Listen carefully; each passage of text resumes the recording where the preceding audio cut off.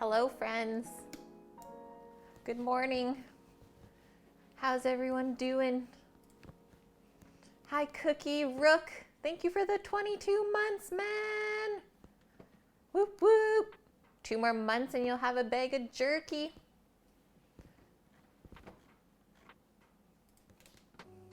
Good morning, eyebrows. Yeah. Should just like do an eyebrow stream. Thank you for being on time today. I was on before 11. You just didn't get to see me then.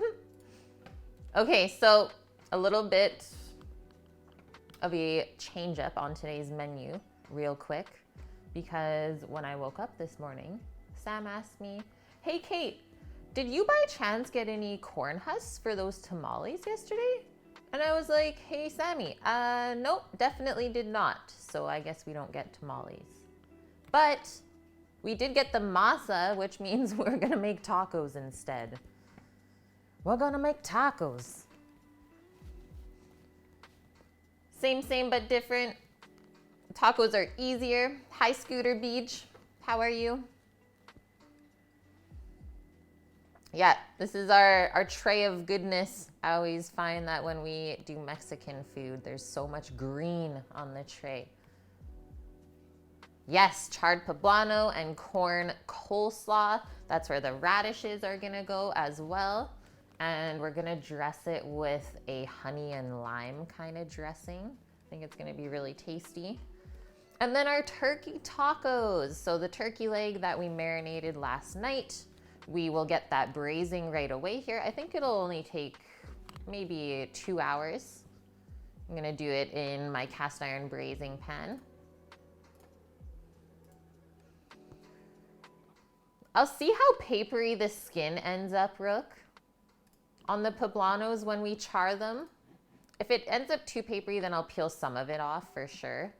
But I do like the flavor, right? Like that's where all the flavor is on the charred skin. I love raw radish. I love munching it on that in the summertime. Hi, iShot. You like using it all, right? Why waste it if you don't have to? Okay, and then a little bit of baking. I always have been trying to do one baking thing on the weekend with you guys as well. And Sammy requested one of his favorite kind of morning snack items. So morning Glory Muffins.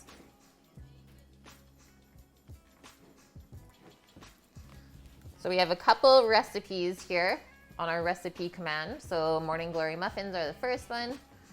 And then from the Hispanic kitchen, we're gonna do homemade flour and corn tortillas. I just find that they're a little bit more pliable if you're gonna make tacos at home. There's nothing worse than going to fold your tortilla to make your taco and it splits in half in the bottom and you're like, no. So I have found over the years that adding a little bit of flour into the recipe does help. Obviously, if you're celiac, don't do that. Nice, you might make tacos today too. Got a pack of ground beef out defrosting. Oh, I love that style of taco. Yeah, tacos all day. Hi, White Dove, how are you? Turn that down a bit more. Just do double-decker tacos, crunchy, wrapped in cheese or bean, soft tortilla. Yeah, just keep adding cheese and tortillas until it stops falling apart. Yeah, no worries, just keep adding more cheese. So Sam and I haven't really eaten anything yet this morning, so we're gonna do the muffins first, and then we'll work into the tacos. The only thing I think we should start before the muffins is gonna be the turkey leg. So I'm gonna take this tray away for now. We're gonna check out our turkey leg that we marinated yesterday on stream. And we're gonna start searing that up and then getting our little braising liquid together. I love how nice and red it got. Just dump that into a little pie pan so we can check it out.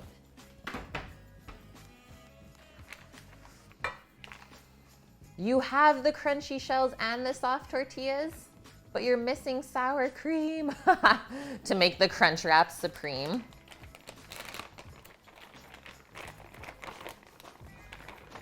Okay, so the marinade that we did for this turkey leg yesterday was a citrus and achiote marinade. So from the annatto seed.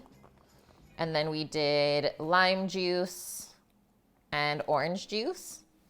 And then some dried coriander, a little bit of paprika. I sliced up some garlic and shallot. And then we just gave that a nice little massage and put it in the fridge overnight. Apparently turkey is really popular in Mexican food, like when you're in Mexico.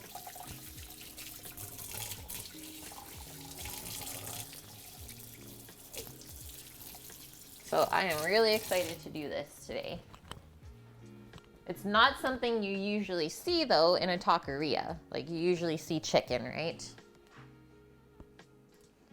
You just had some sour cream delivered this morning.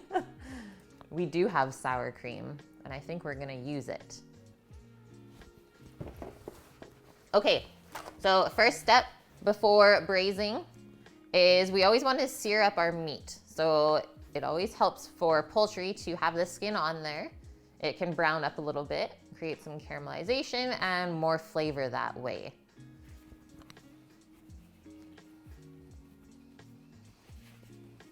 You know what? Everyone always says that searing seals in the juices.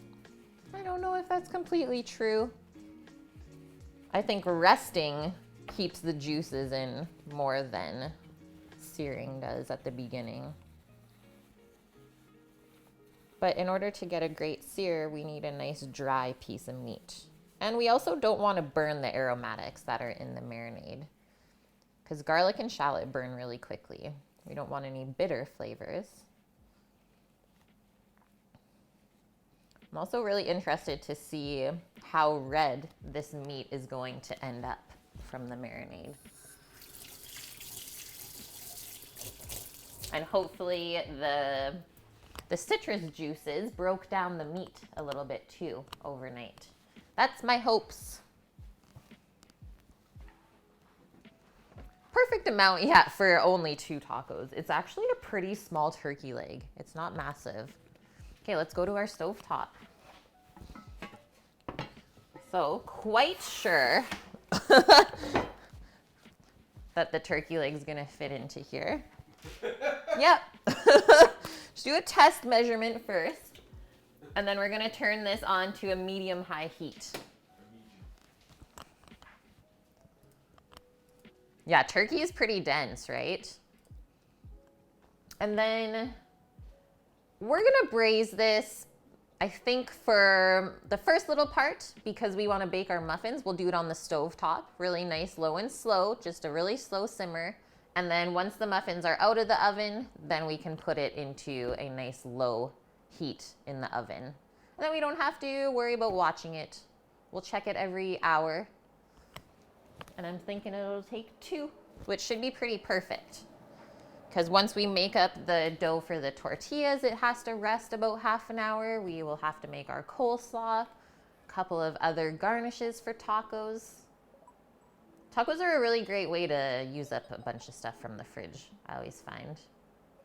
He would walk around with a turkey leg in each hand. He's ready. Okay, I'm just gonna put some grapeseed oil in here. And then we're gonna wait for it to get smoky, wispy and smoky. And that's how we know our pan is hot enough. Okay, while I'm waiting for that to heat up, I am going to take a look at our Morning Glory muffin recipe. So King Arthur Flour is the site that I chose the recipe from. It has 5 stars, 253 reviews, and 32,000 shares. I think it's gonna be a good one.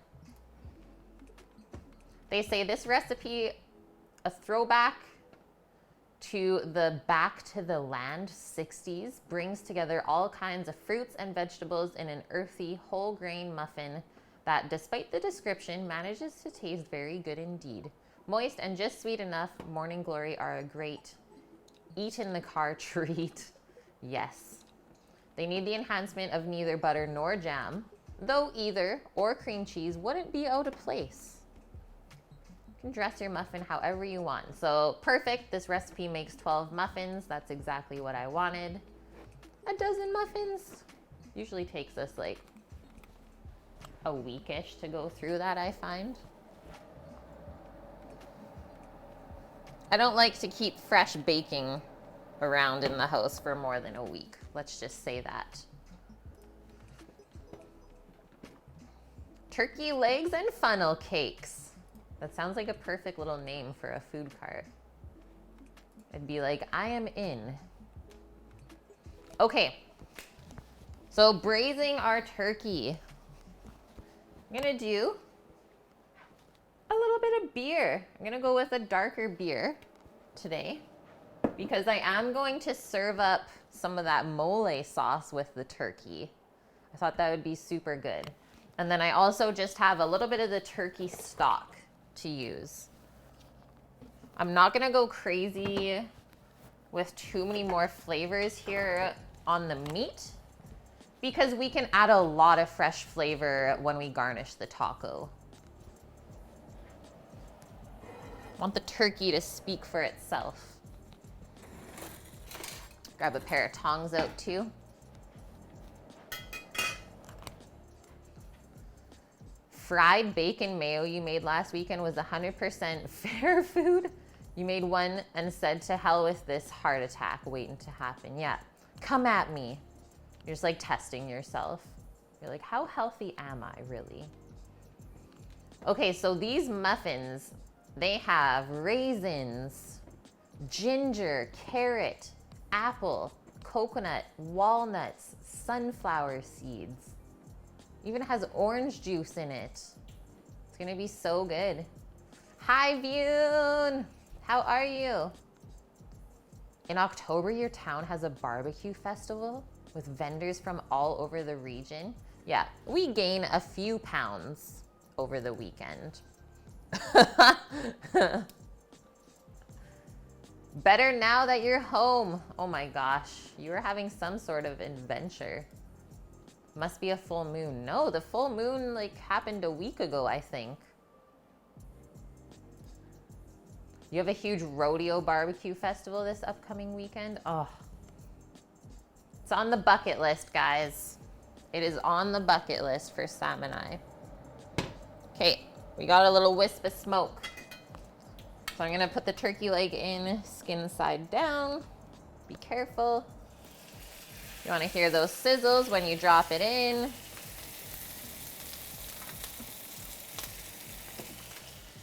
Wonderful. Let's open up our beer. So oatmeal stout. I find that stouts have, well, some of the best flavor in the beer without it being too hoppy. Because really, you don't get much flavor from the lighter beers. Hi, Annie. How are you? Good to see you today.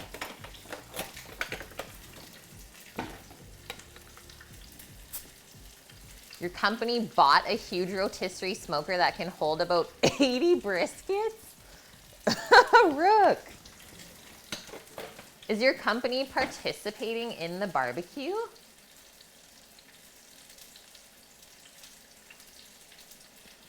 Yeah, are you hiring by chance? So much good garlic smell already, and look at this, how it's browning up. Okay. Okay. It smells so good.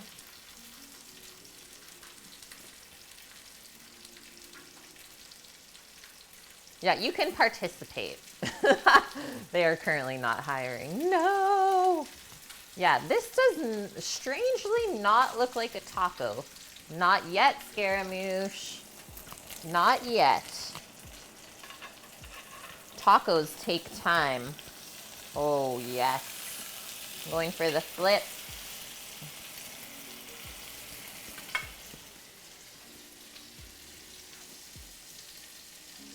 Yeah, it just doesn't know it yet. You thawed up some frozen Texas brisket from Luling. Am I saying that right? Or Lulling? Luling, Texas. Yum. Yeah, let the turkey be free. Oh, it's already free run. Luling. Yeah, a leg up.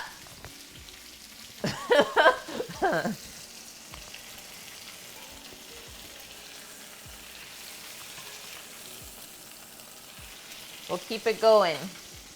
The darker we can get it without burning it, the more flavor we're gonna get. Leg up. Leg up, Sammy. What? I didn't touch it. I just pretended. What'd you do? I said leg up. And then you put your leg on there? Yeah. Oh, man. It's the garbage area. It's fine. Yeah. Are you a barbarian? I actually think I might be, though. Yeah. Hello, lumberjack pajamas. It's actually a tartan, friends. It's British.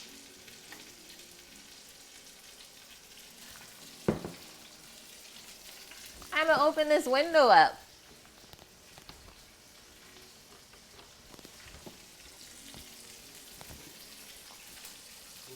Oh, also I have this. Bless you, Sammy. I made a new command for today, 1 year ago. You know what we ate, guys? Katz's Deli. Katz's Deli. Bless you. I made the air spicy. Oh, look at that color. Okay, we're going to use the side of the pan to prop up our leg and sear the other side.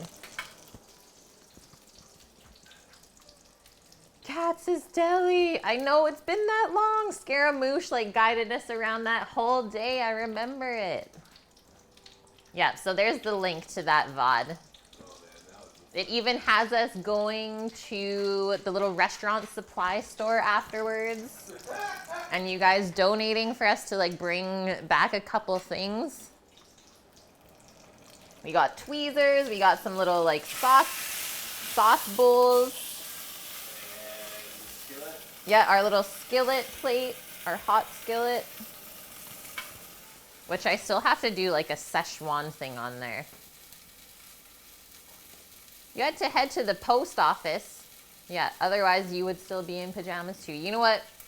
We can pretty much roll around town here in our pajamas and people don't give you a second look, let's say.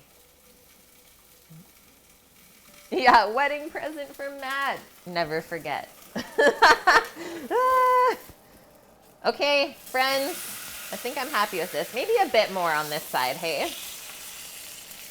Go back in all the oil back here.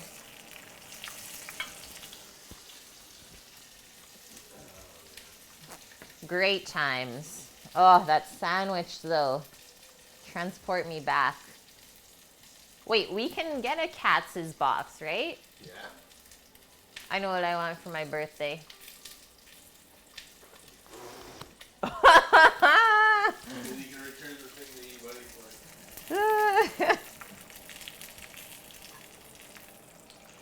for. Okay, we are done, friends.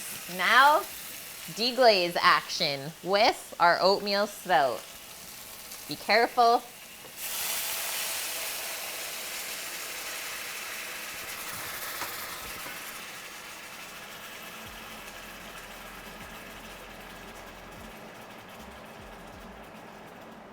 And the thing with braising is you don't have to completely cover whatever you're braising. You actually only want to cover it halfway. I think that's the mistake a lot of people make. And it's like, well, why did all the flavor leave my piece of meat? Because you put too much liquid.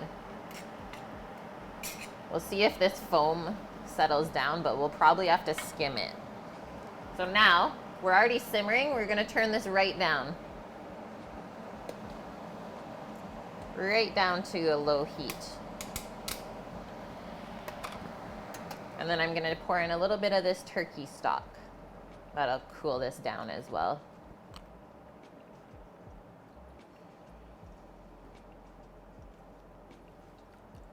Beauty.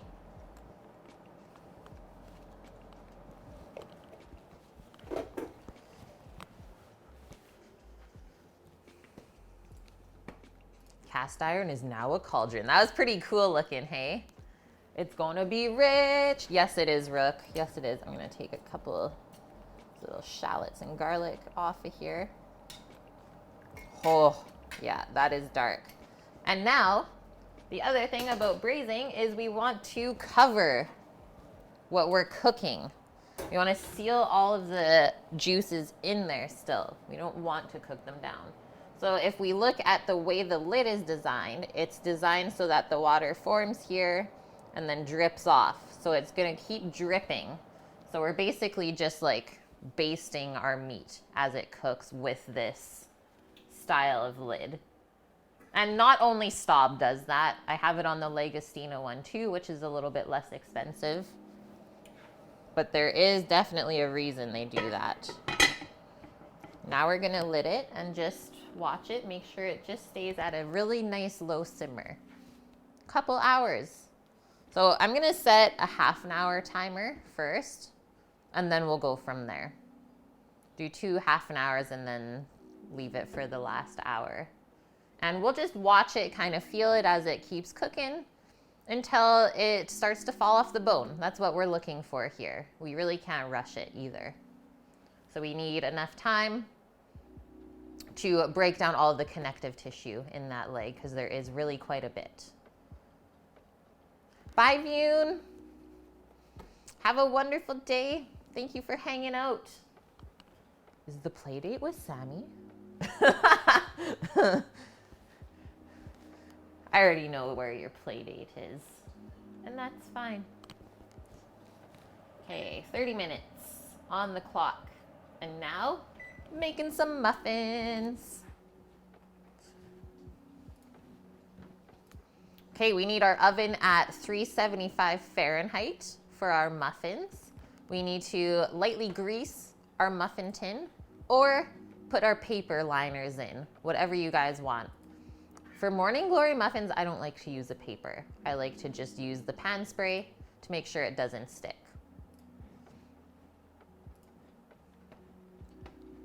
But sometimes if you're gonna give the muffins away, it could be better to put the papers on, right?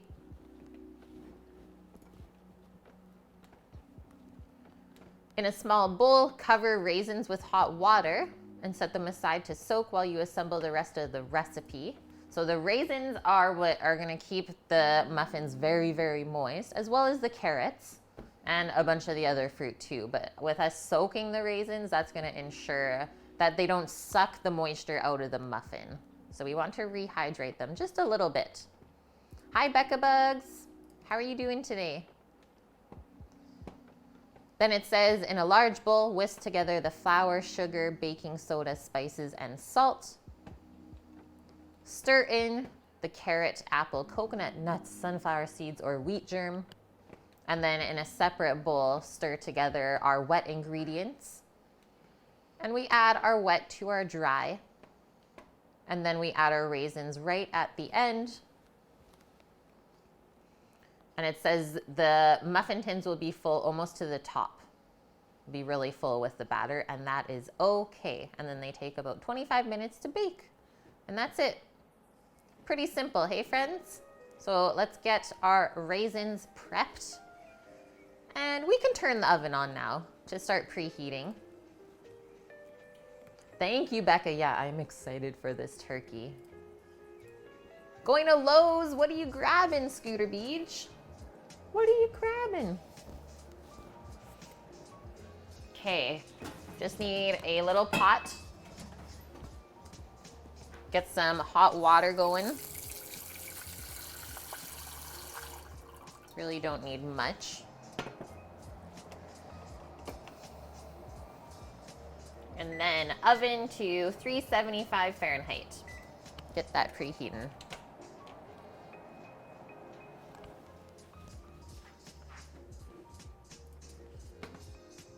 So we need half a cup of raisins, and we'll just put those into a little bowl.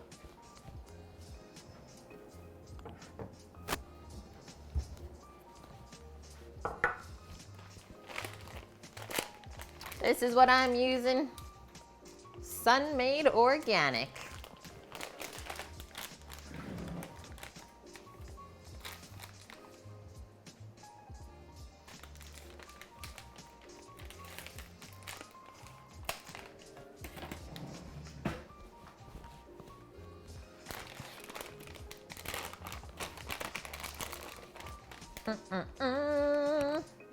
Who else has had Morning Glory muffins before?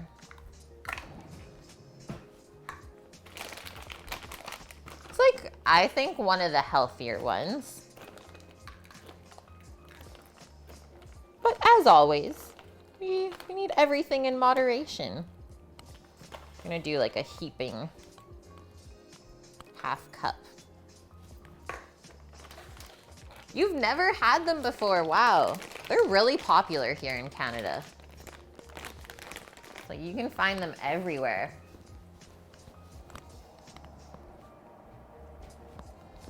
Okay, we'll let that water keep heating up.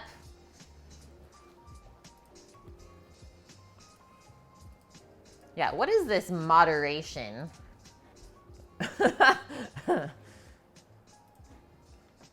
Never heard of that one. Okay, we need a large bowl,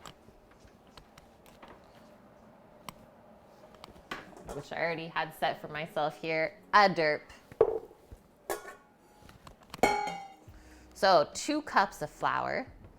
They use King Arthur white whole wheat flour. I think when we're done with this last flour bag here, we're gonna order King Arthur. Hi Bonkman, how are you? Just to let you know, after stream today, I'm gonna be going to the post office to get that book sent to you. That's what's happening.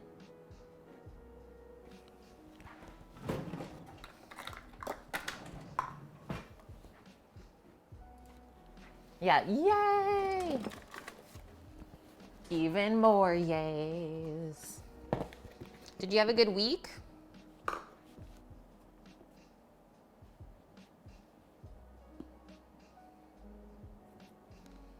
One.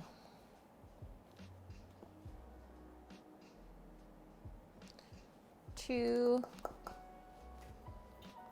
Ooh, ginger molasses muffins.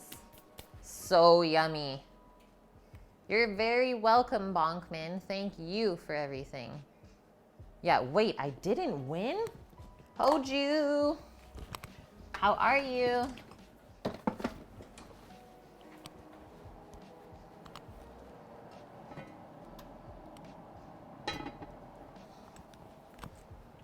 Just had to check on the turkey leg. All is well. It's not going too crazy. It's like barely simmering. Yeah, the short week. It went by so quick, hey? That's how I felt this week too. All right, 2 cups of flour, 1 cup packed of brown sugar.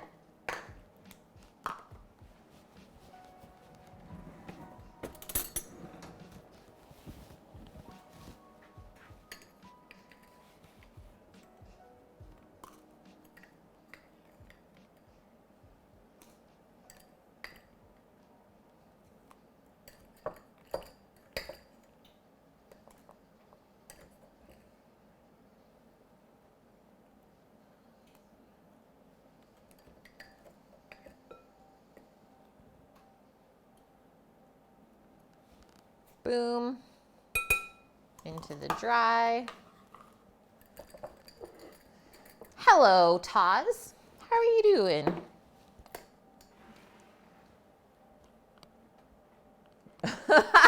You gently combed his beard. Yeah, 1,263 times, and you still didn't? Rigged. Next up, baking. Oh, they actually use baking soda. I assumed it was going to be baking powder. 2 teaspoons of baking soda. Tricked ya.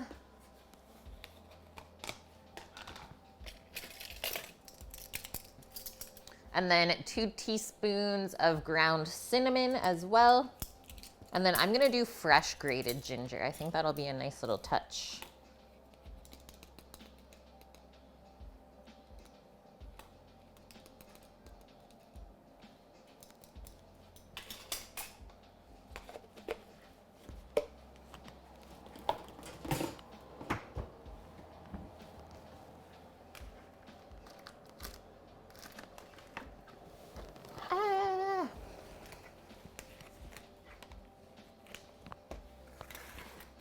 Cinnamon? Oh yes, yes, yes, yes. It's over here because we have a brand new container. It's like, where you at?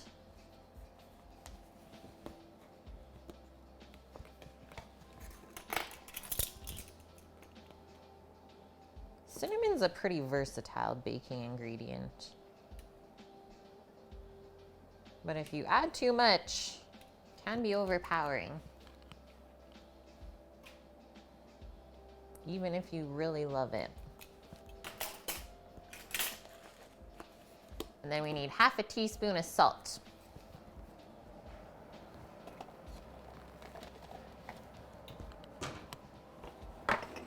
Also, let's soak our raisins.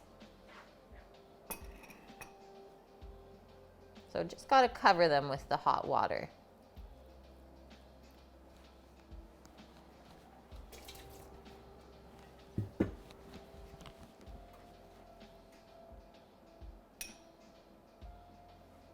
Salt. And then our ginger, which we are actually going to add with the grated carrots and stuff. Just I feel like that will make more sense. Trying to use this up because it's not super nice anymore. It's well aged, let's just say that. Lovely day in the Minnesota. Above freezing, you're gonna actually run today. Oh, nice, dude. But that'll feel good. You've given up milk and you're gonna start eating some more gluten-free and vegan foods out of choice. Hey, there is nothing wrong with that. Nothing wrong with trying something new, trying something for the first time, seeing how it works. Cinnamon and cumin are the 2 spices you use the most, except for curry powder. It is known. Yeah, you gotta start small with the milk. One thing I will say is that if you do try or want to eventually go back to drinking milk, it will be more difficult to introduce it back in. So just be aware of that part too. Is that it's easy to take stuff away, but if you do eventually want to add it back into your diet, it's way more difficult. At least that's what I've heard and read.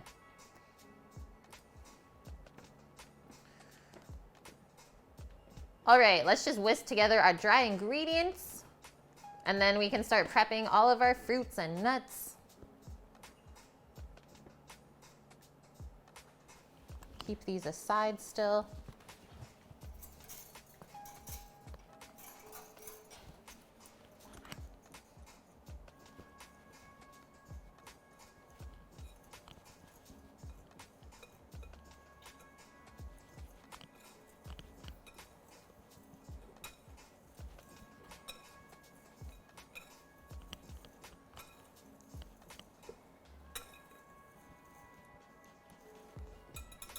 Looks good already. Set that aside. So we need a grater, we need our carrot. Gotta peel up our carrot. We need an apple out. I'll grab coconut.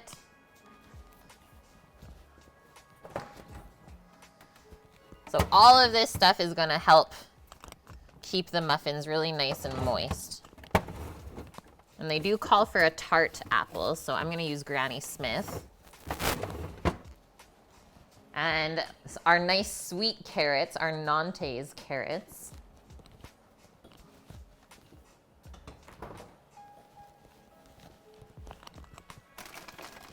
We're gonna go with unsweetened coconut. Medium unsweetened. And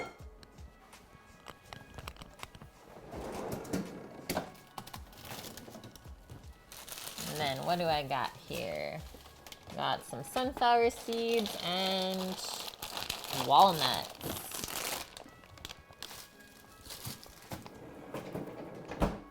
Which I always keep in the freezer. Your nuts will stay fresher that way. That's a big old carrot, hey? They are actually from Europe originally, from France. The town is called Nantes, and so they're famous for being super sweet and crunchy.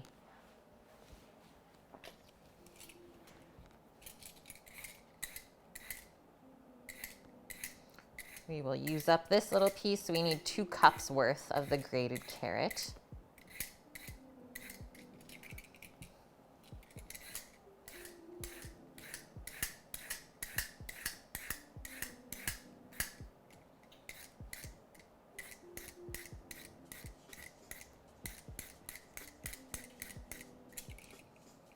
I think peeling it up to there is a safe spot.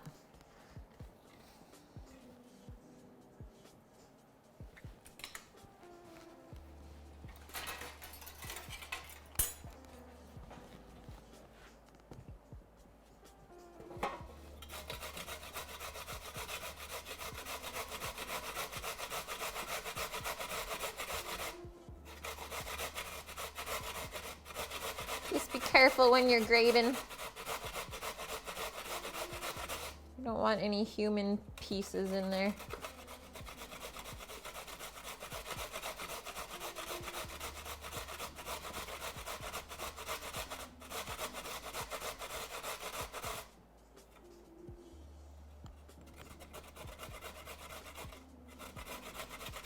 We'll give the carrot stem to Doggo, little Doggo snack for later.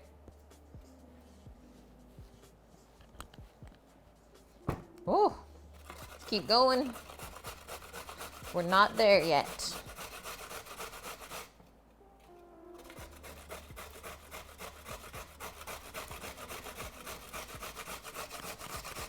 Okay, I think we're close. We'll do a little test measurement. I know, the Miller Lite, the emote's so good. Yeah, I think we're there.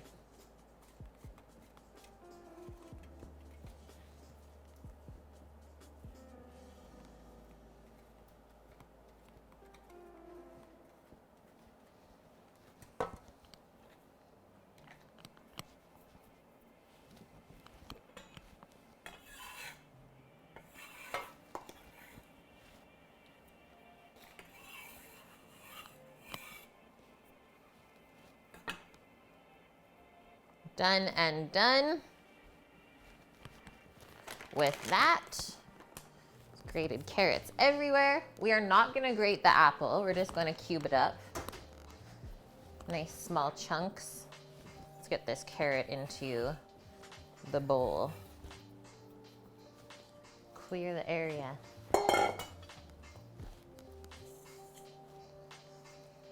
You've had a Miller, yeah, once or twice. That's it, really.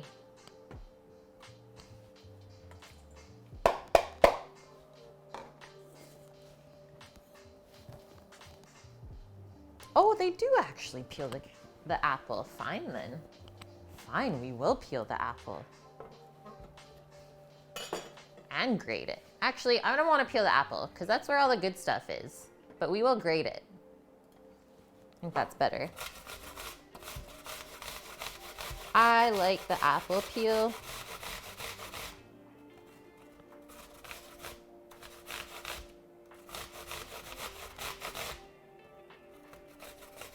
Just be careful that you don't get the core in there.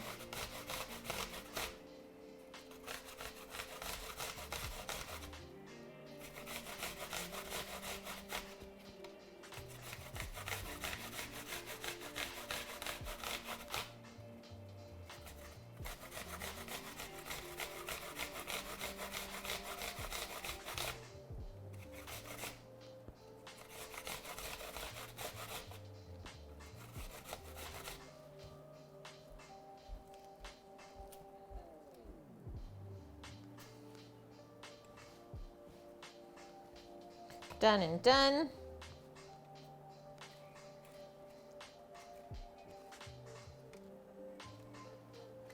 R.I.P. Titan. Yep.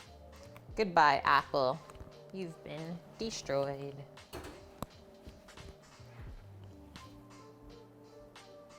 It's a lot of wet stuff.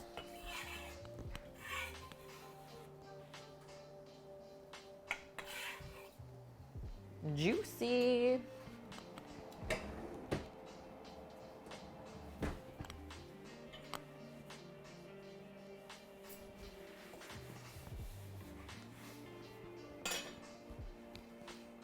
The apple gave its life for a good cause. Yeah, moment of silence. Okay, we need half a cup of shredded coconut. Your choice, sweetened or not. I'm gonna go unsweetened.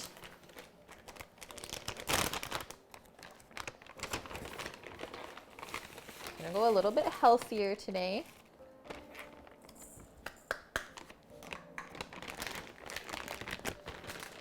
And then half a cup of chopped walnuts.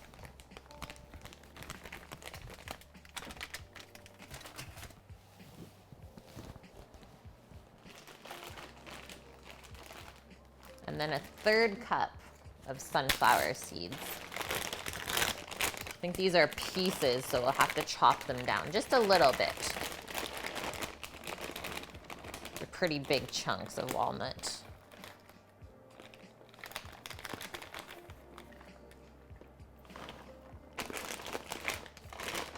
Still good. Always smart to try your nuts or seeds before you use them, because you never know.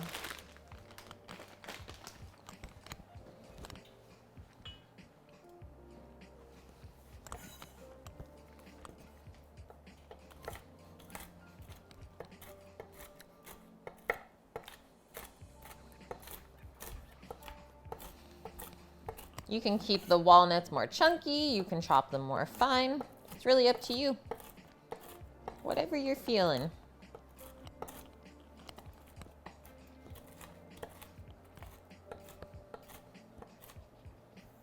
I think that looks great.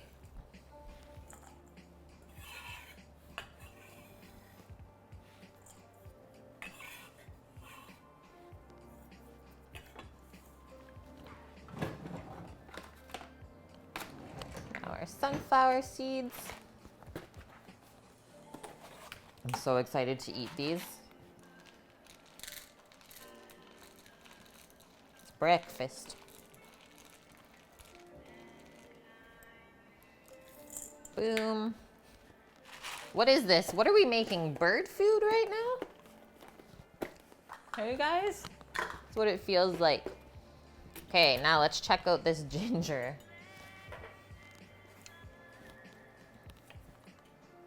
What we got in here?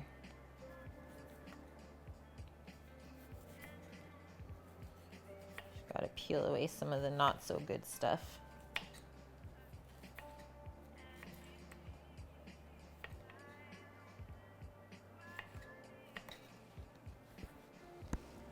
R.I.P. ginger.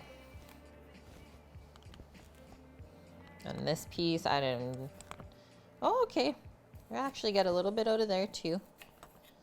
We only want the really nice kind of yellow pieces of the ginger. Wherever it's starting to turn brown, don't really want that anymore. Yeah, it looks like an all grain and fruit bread. Pretty much. Pretty much what we're making.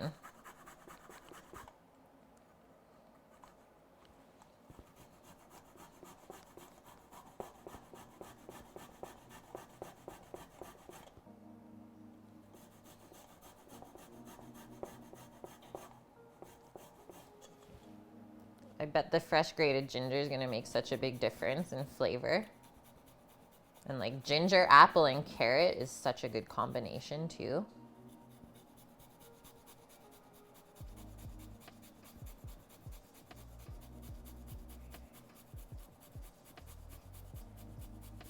Okay, that looks good to me. Just tap your microplane. Get all the ginger out.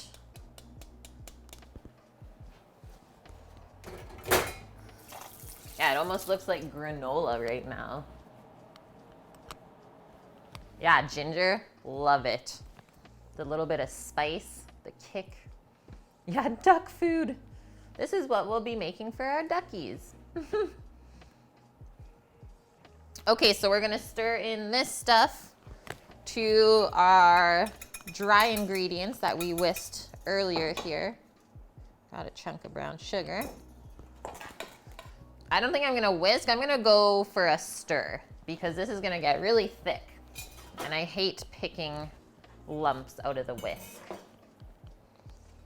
So stir in your carrot, apple, coconut, nuts, sunflower seeds, or wheat germ.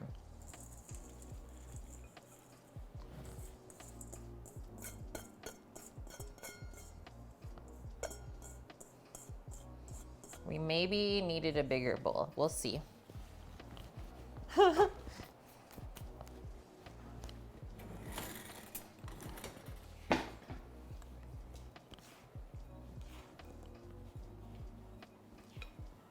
don't want to create too much like floury lumps. So really, we're just trying to coat all of the wet stuff with some flour and keep it from clumping up.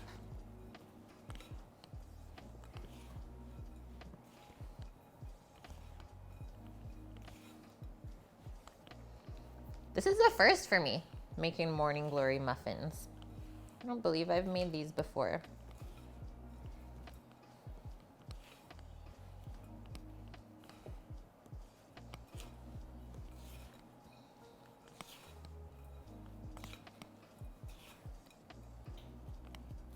All right, I think that looks great.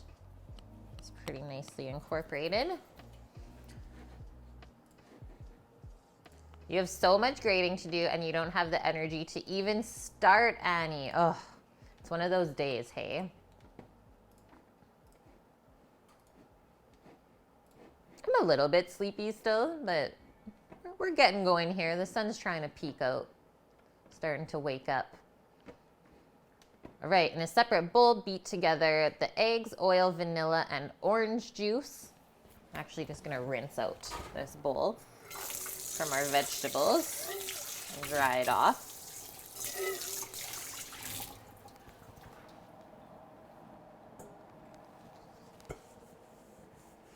I'm gonna take a quick little peek at our turkey leg again.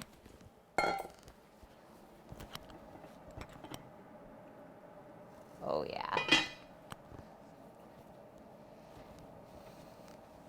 That is smelling good. Okay, we need to first beat our eggs together. So 3 large eggs.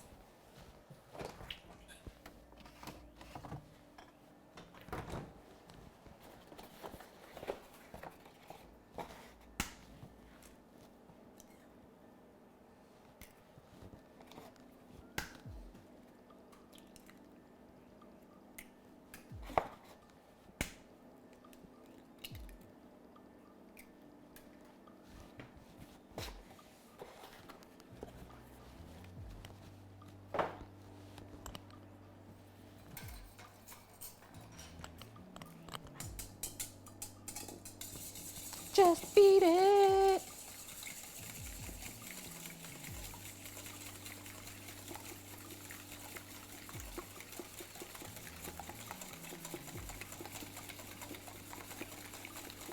You want it nice and smooth. Incorporate the yolk with the white.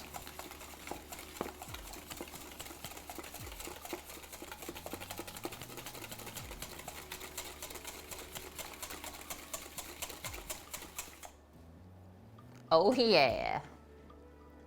Just a little workout. And then 2/3 of a cup of vegetable oil, 2 teaspoons of vanilla, 1/4 cup of orange juice.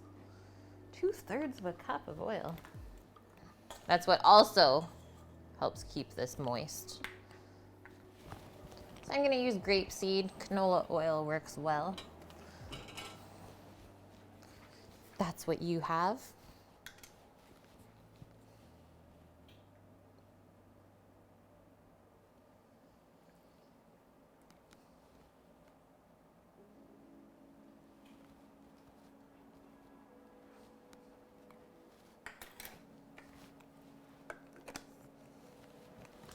oil, vanilla, couple of drops.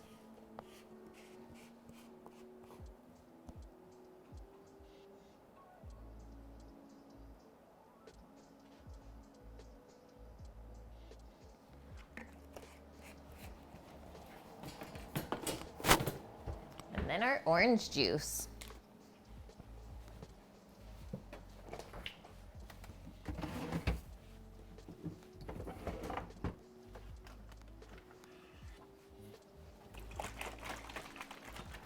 We got the pulpy kind. What do you guys like? Are you someone that does not like the pulp in orange juice? Are you that person?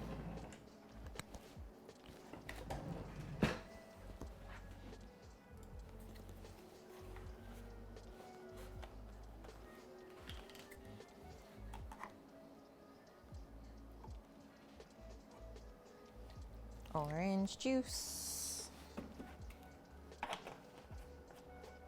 Yeah, I love the pulp. Love it.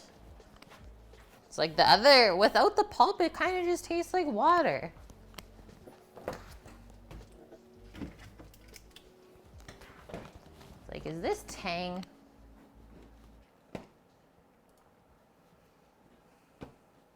Okay, egg, oil, vanilla, orange juice. Add that to the flour mixture. Stir until evenly moistened. Drain the raisins and stir those in. That's our ½ an hour timer on our turkey leg. You want to have a peek real quick here, guys? Simply orange without pulp. Without pulp is good though. That's fair, Rook. I'll allow this. Yeah, I guess as long as you know it's coming from fresh oranges. So look at how that's bubbling, just like a little bit right in the center there. Even that's maybe just a touch too much. Turn down the burner one more notch, but that is looking amazing. So I'm gonna do actually an hour timer, and that'll give us an hour and a half total time. Who knows, maybe it will be ready by then.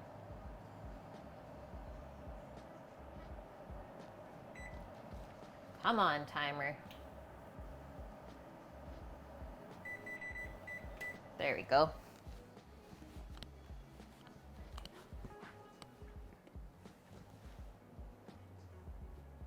Orange juice. This reminds me of a story maybe only you find funny. Oh, please feel free to share Hojerific, because maybe someone else will find it funny. Whole Foods has a fresh orange juice maker in the store. It feeds whole oranges into the machine. It's really expensive, but it's tasty. Yes. Is it orange in color, the machine, and you can like watch it press the orange through? Pretty sure I've seen that before. Okay, let's mix up our wet ingredients. Yep. Yeah, that is fun to watch. And it is tasty.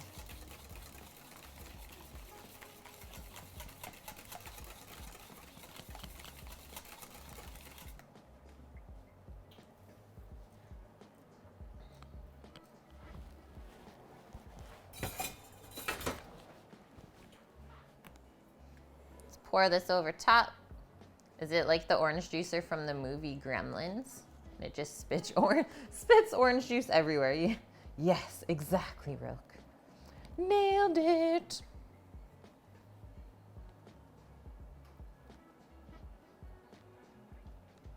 Oh, I love that movie so much. I love Gremlins.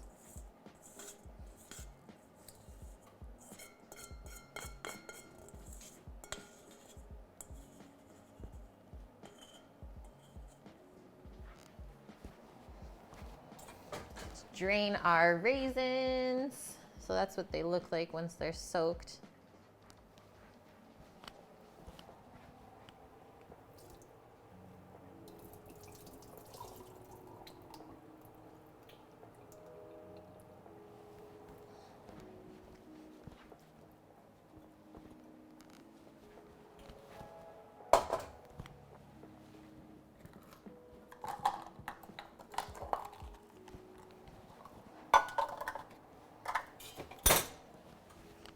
And now we will gently stir.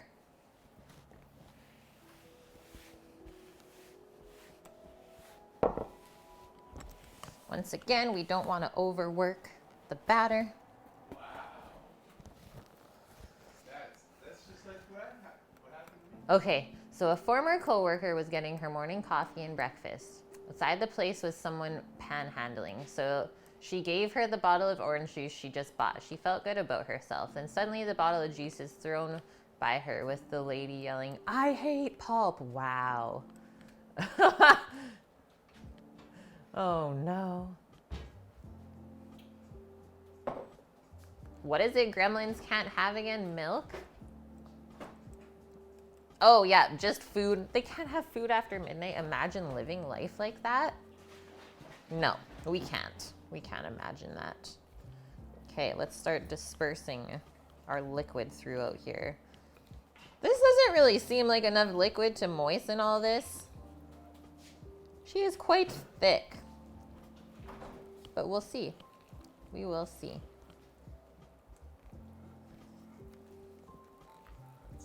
This is some thick stuff, Sammy. Usually King Arthur flour doesn't lead us astray. It's not all mixed in yet. No, I know.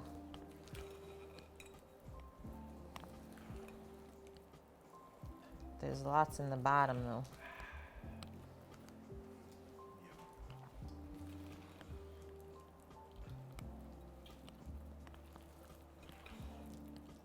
No, enough batter. Yeah, muffin batter is pretty thick batter. Just gotta make sure you get down through the middle and the bottom. It's like cookies, muffin batter. Yeah, that's right. Right, Magic Cookie? Your blueberry muffin batter was super thick too. I think you're getting there though.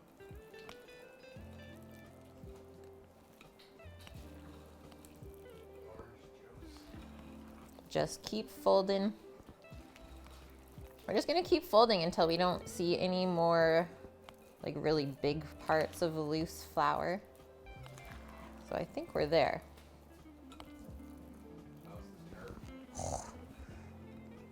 There we go. The orange juice is, yeah, it's begging for vodka. Sammy, we just checked out the turkey. You should have a little peek and a sniff. It's looking really good. Zach needs a large Wellington order coming up. Oh, for the halibut? Yeah. His uncle wants to come down and make for a trip. Sweet. So they said the weekends you guys should go fishing soon. The new movie with a twist on the King Arthur story. You really want to see Green Knight or something starring Dev Patel? Oh, heck. I don't even know. Hoju. I am so bad with movie references. I don't remember the last time I'd even seen a movie trailer. Or even the ones that are on Netflix or Twitch. That's the only ones we've seen. Yeah. Okay, we're all sprayed up. Ready to go. And they said that this muffin tin's gonna get really full.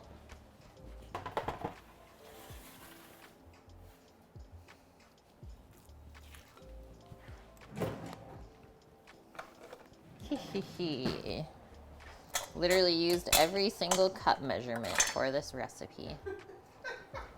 It's like, well, I don't have any more measuring cups.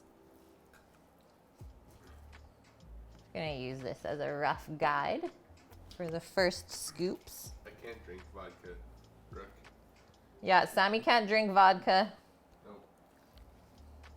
What happened, Sammy? I puked a lot. Too much? Too much, guys. Too much. Too much vodka for Sammy one time. Guys, I'm liking how this batter is not sticking to the measuring cup.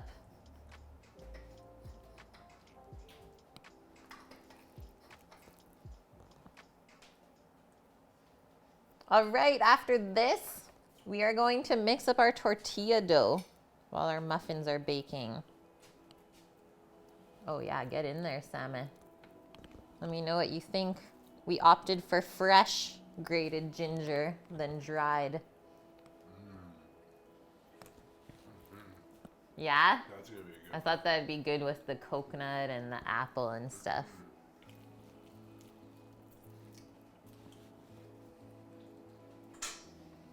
He's into it. I am into it. All right, three left. I love when a recipe just works perfectly.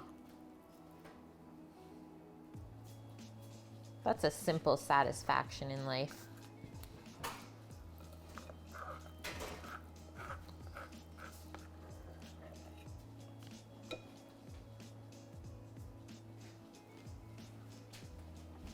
Okay, just gonna clean out our bowl here, divide the leftover batter accordingly.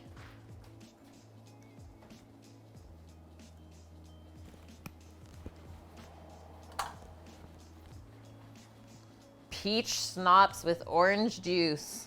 Yes. I believe I have had that before. Peach schnapps with peach juice. Yeah. What about peach schnapps with peach juice? Also delicious.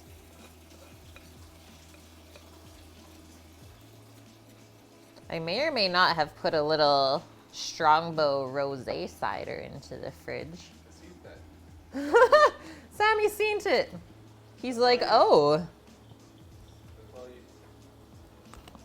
There we go, guys. Morning Glory Muffins. The glory of the morning in a muffin. This with some coffee or tea. Oh yeah. Yep. Maybe even some orange juice. That perfect dozen. A perfect dozen from this recipe. Wow. Yep. That's incredible. Yeah, quite good, Becca Bugs. Quite delicious. Snap one photo before they head into the oven. And away we go. So it said 25 minutes. Why don't I set a 12-minute timer so that we can rotate this halfway through the baking time? Nachos! Drink. Maybe I will pour my Strongbow now.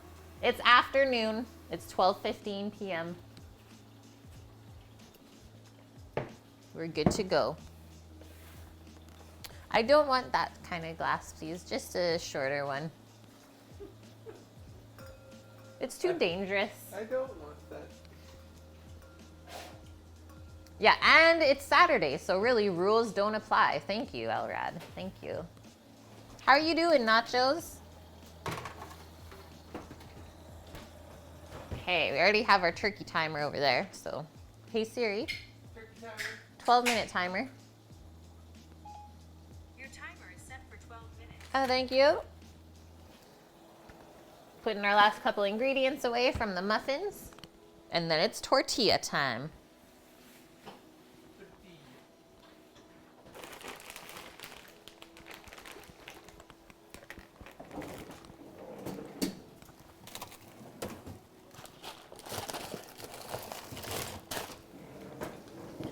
Whoa. Whoa. Drink. Drink. Cheers. That's a lovely color, isn't it? I don't know if I've had this before. Yes, Furious Zen Master. Boop.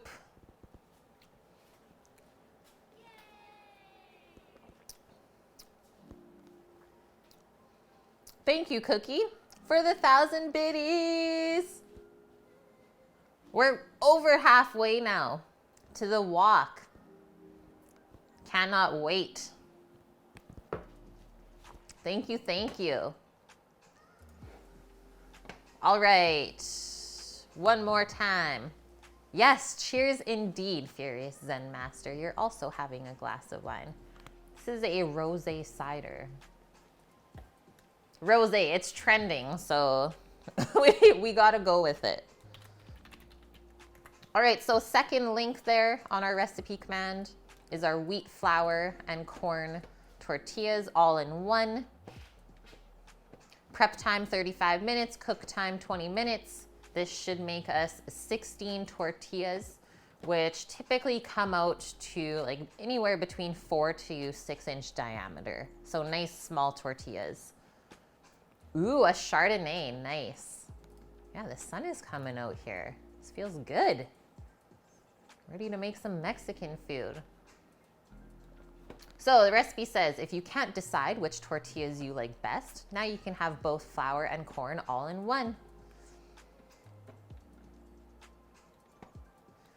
Says, I enjoy the flavor of corn tortillas, but I love the flexibility of the flour varieties, which is exactly why I like to do the mix as well, because I love the corn flavor, but they're just a little bit more delicate and brittle than the flour ones. So we just need the little bit of pliability from some wheat flour.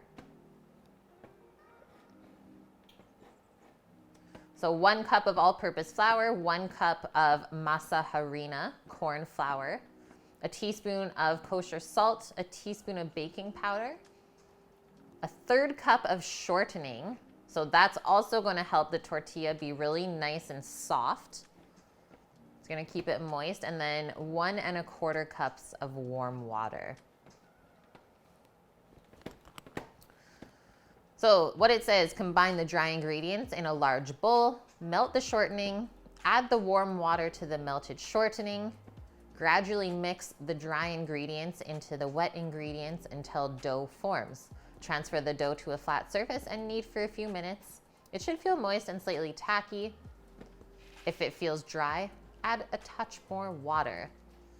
And then we're gonna let that rest in one big ball for half an hour. I like to leave it. I find that the corn flour takes twice as long as wheat flour to really absorb the moisture of the water. So we want to let that rest the same way that we let pasta dough rest before rolling it out. Yes, the hybrid shell. Okay, I think I'm just going to actually rinse out the red bowl that we were using. It's usually really perfect for making tortillas in. Give that a little rinse.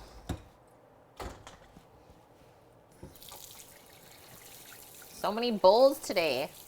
I'm saving my other big bowl for when we make the coleslaw. The big blue.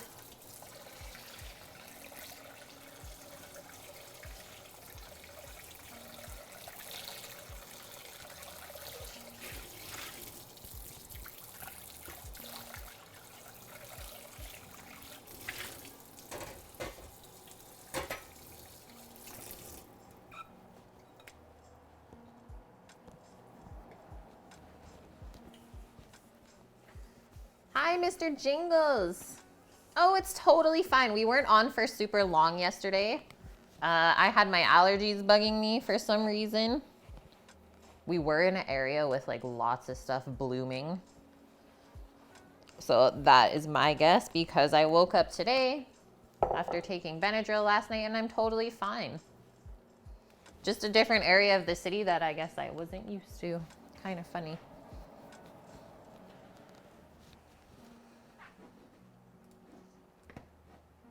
But the pancakes yesterday and the pork belly were delicious on stream. Let's just say that.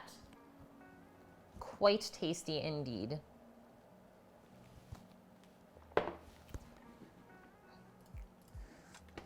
All right, let's get out our ingredients.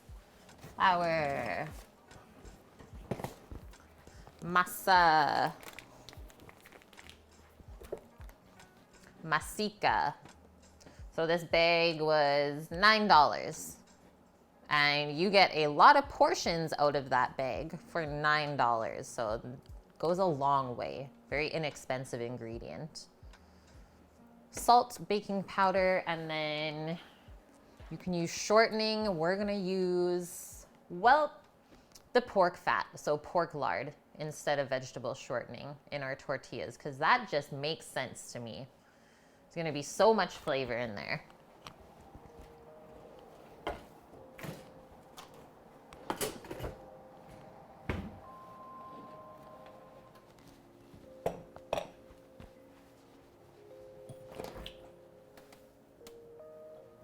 Rendered pork fat from the pork belly. That's the goods.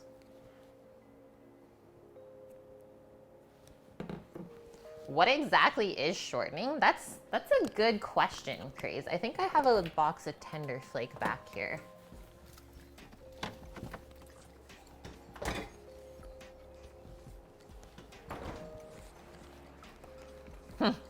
Ingredients: lard, BHA, BHT, and citric acid. Yes.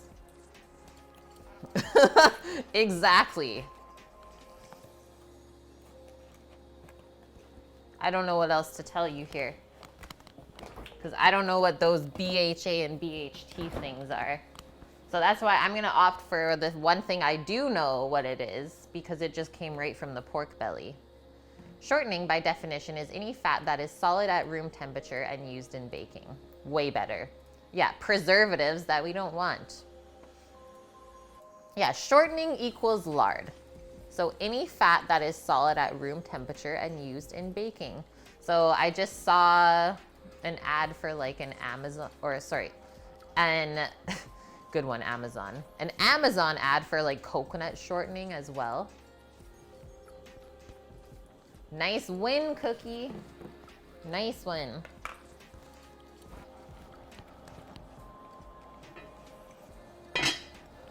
Holy, that is going crazy in here. Turn that down a touch. We don't want to dry out our turkey. I'm glad I checked. Sometimes you just have a feeling, right? Okay, 1 cup and 1 cup.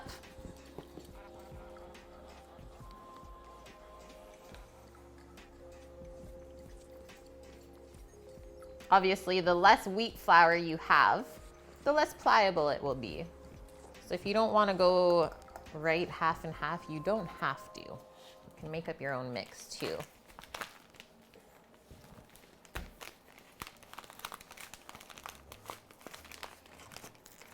All right, so this is not our first time using masa on stream, and I've taught you guys about it before.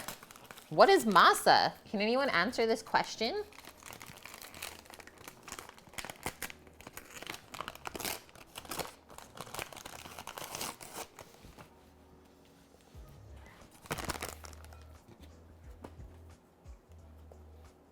Finely ground corn flour. Actually, no. Corn flour is something different.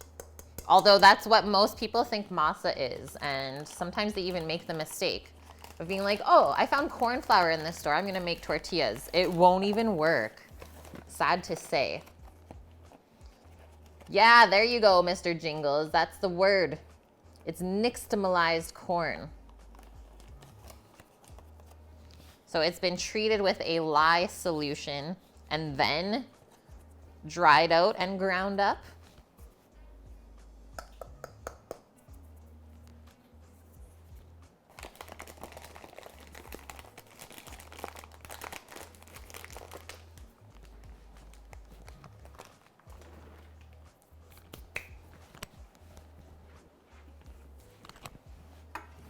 Should not need our flour anymore. Basically, yeah, hominy flour, exactly. Yeah, nixtamalized. It's funny because I said it to Sam this morning. I was like, Sam, we're gonna use the nixtamalized corn on stream today. And he was like, what? I was like, fine. I was like, stream will understand. Okay, 1 teaspoon of salt.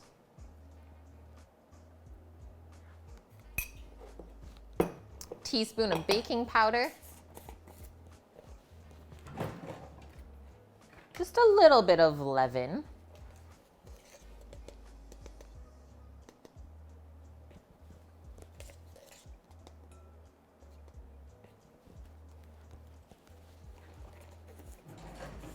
And then 1/3 of a cup of shortening or lard. whatever you desire. Obviously, if you are vegetarian, use the shortening.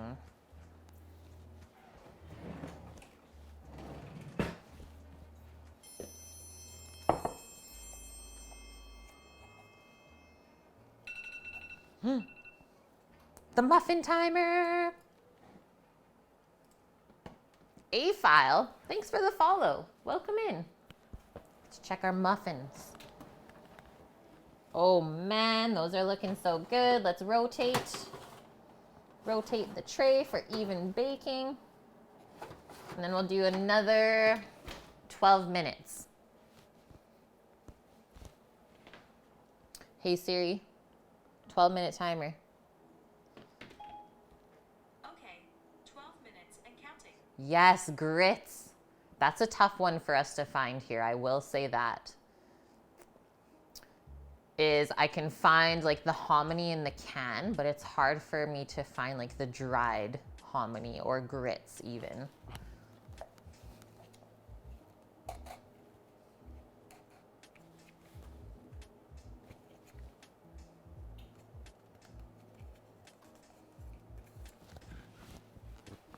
Just need a spoon.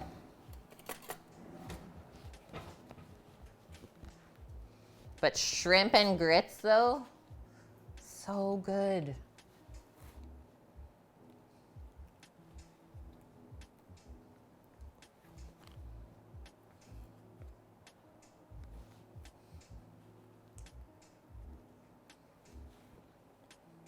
These are gonna be like the most flavorful tortillas ever.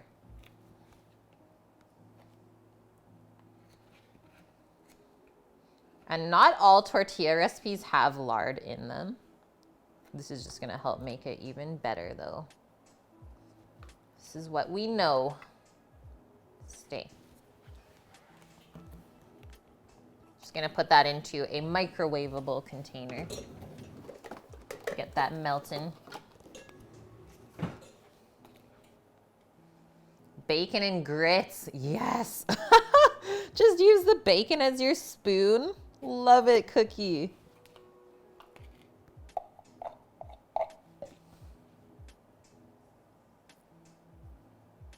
Well, because the grits would like totally stick to it, right?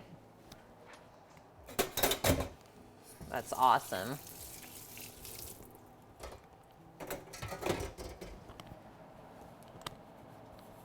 Okay. Do we need to warm up the water as well? Yes, 1 1/4 cups of warm water.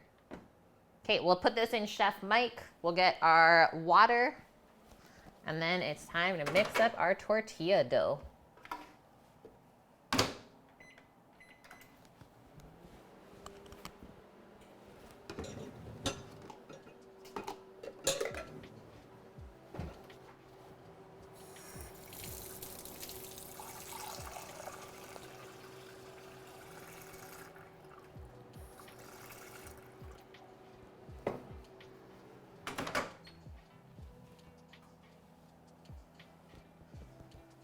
A little bit longer.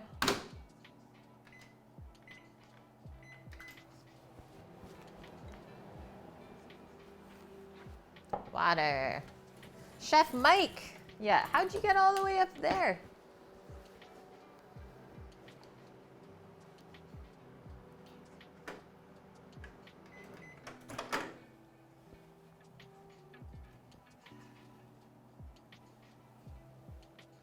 Yes. Fat equals flavor. Hey, King Shrewiss. How are you doing? So let's just give our dry ingredients a little mix before we add our wet. So we can incorporate our salt and the baking powder.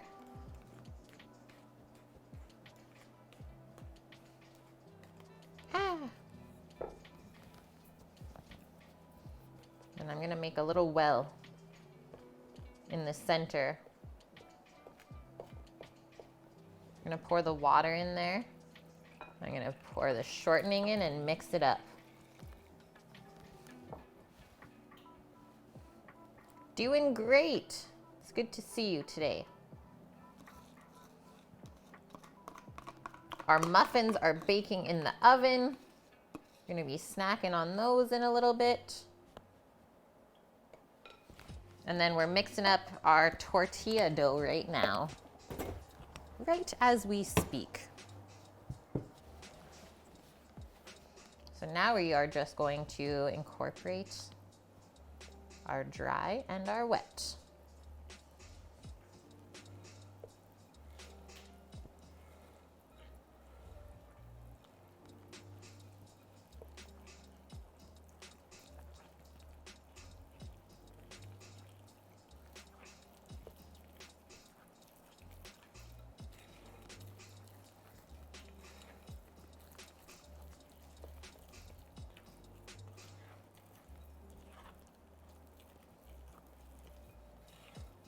I love how it's pulling away from the bowl.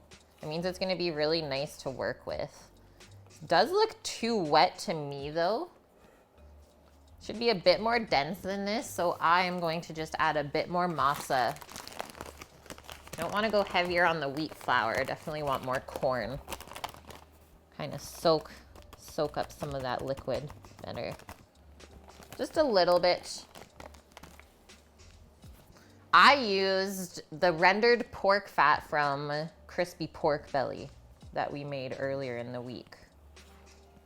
So we got like 2 cups worth. And Sam's like, this will be perfect for tamales. So that's what I'm gonna save the rest of that for. I'm gonna do a bit more masa still. So obviously this was not a 1-to-1 ratio.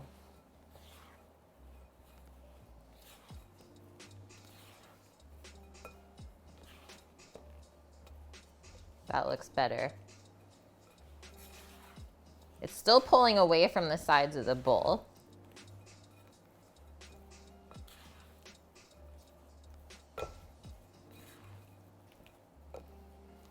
Just if we have our tortilla dough too soft, it'll be really difficult to work with and it might stick to the tortilla press when we go to press them out later on. This though, this looks great now. It's not sticking to my hands and it's holding up. Beautiful. Okay, let's just put a nice clean tea towel over top of that while it rests. Don't want it to dry out. Yeah, that's what I'm making for you, Sammy.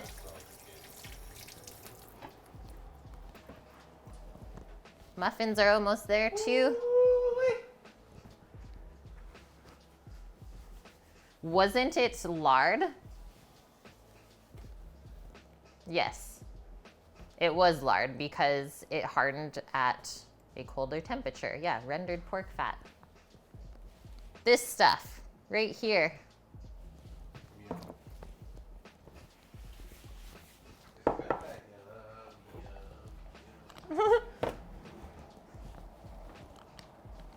Okay, get our towel over there.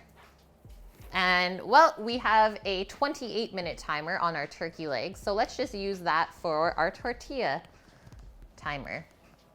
So once that goes off, we will divide this dough into 16 pieces, ball them up, nice little rounds, and then we can start pressing it out and cooking it on a dry pan on the stovetop.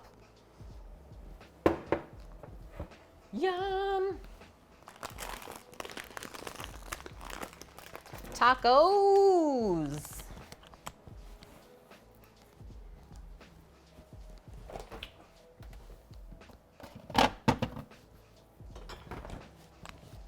All right, here are some of our slaw ingredients. I'm not gonna use the onion today, I don't think. I'm gonna opt for no onion.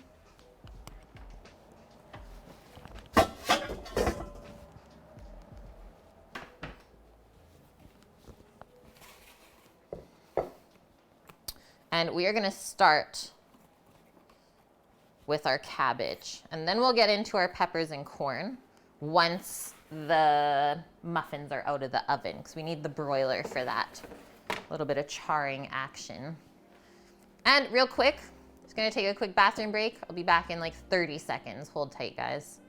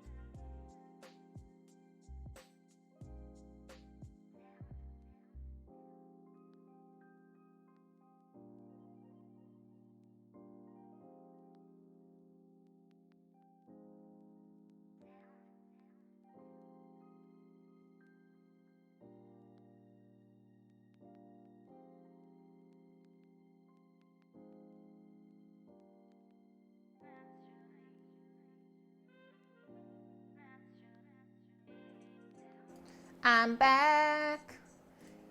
King Shrewius, you saw the stream, wanted to say hello to everyone. You're gonna sleep now. Take care. Thanks for popping in. A quick, refreshing sip of a beverage. 1 more minute on the muffins.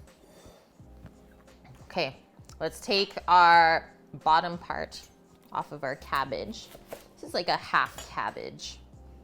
And then we have our core in here. So let's cut it in half this way to expose that. And then we can cut it out. Holy. That's a cabbage. So there's our core. So we're gonna cut a triangle to get that out.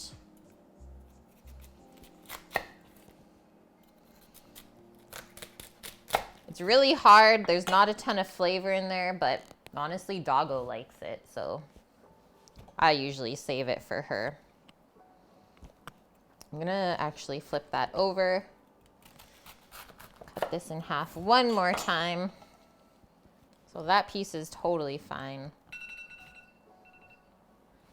Ooh, it's muffin time.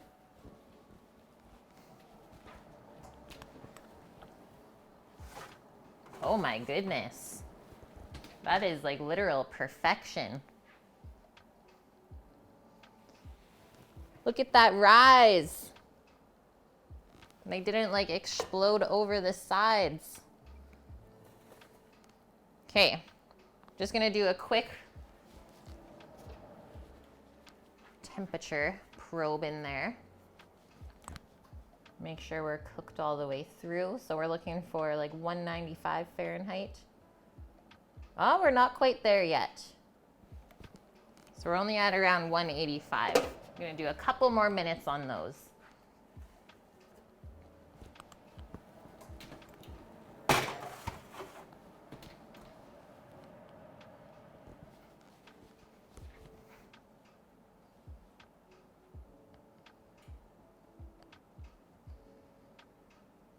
Two minutes. Why does your dog like to eat cabbage? He's so picky about food and then he likes cabbage. Yeah, those are everything muffins. The glory of the morning muffins. All of the things that you like to eat in the morning. I don't know about carrots though, but they're so tasty. So my dog absolutely loves cabbage too. She likes anything that is juicy and crunchy. Like she loves apples, carrots, cabbage, beans, kale stems, radish, like the list goes on. She's crazy.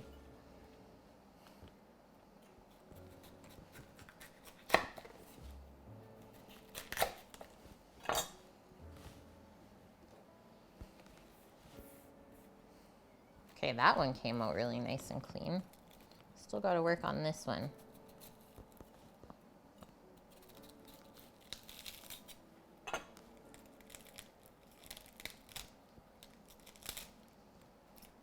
we go. We're making a mess. Cabbage is still really nice and sweet. Okay, so now we are going to start thinly slicing our cabbage for our coleslaw. I'm gonna go nice and delicate. I don't like when there's huge chunks of cabbage in the coleslaw. I just find it's a little bit difficult to eat that way. So we're gonna start at the bottom here.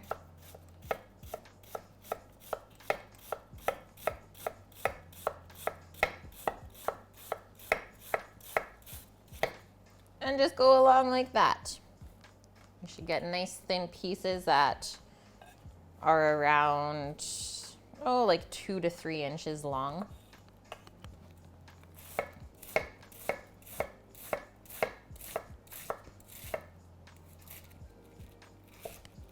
If it starts to want to tip over, just let it. If you need to like take it apart a little bit to be able to chop safely, you can do that as well. Okay, that was our muffin timer. Just gonna take those guys out. Let them rest for, well, a couple minutes so that they pull away from the outside of the tin, and then we can give it a try. Smells so good. Definitely reminiscent of like a carrot cake. That's how I'm feeling.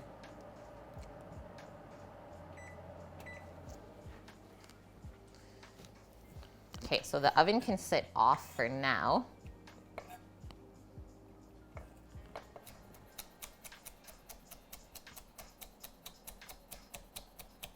Just gonna get this cabbage into there.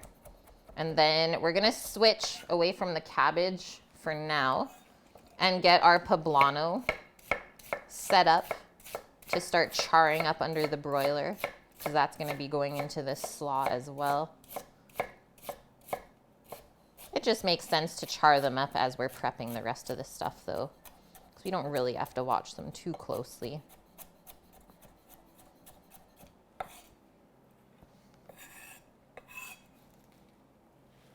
Charred poblano and corn coleslaw with a honey lime vinaigrette. Just thought that would be really nice and refreshing.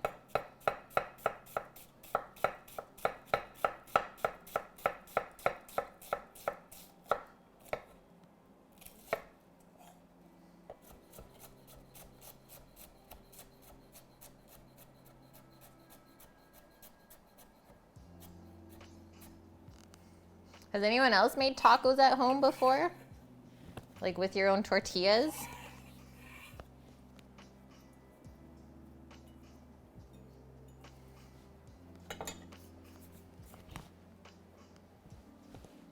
You have white dove, nice. What's your favorite kind of taco to make? Oh, you do all the time, even better. Yeah, even better. Tacos are always a good idea, right?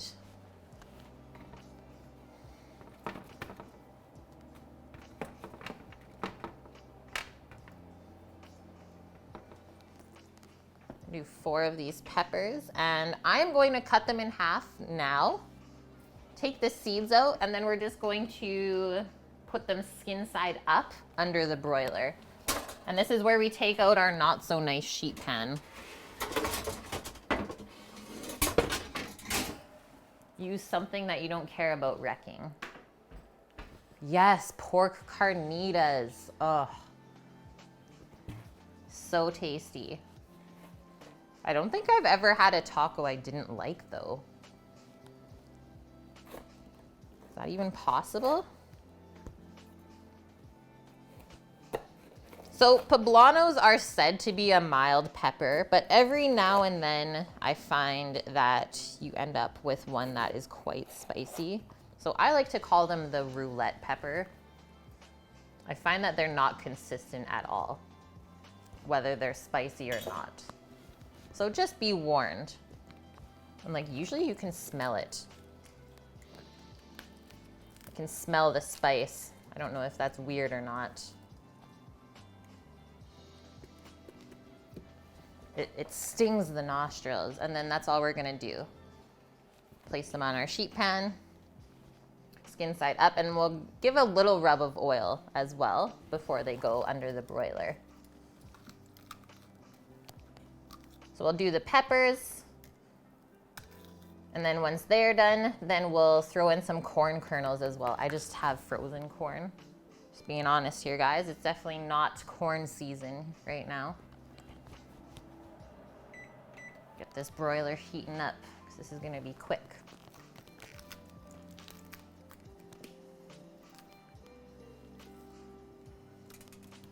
But frozen corn chars up just the same.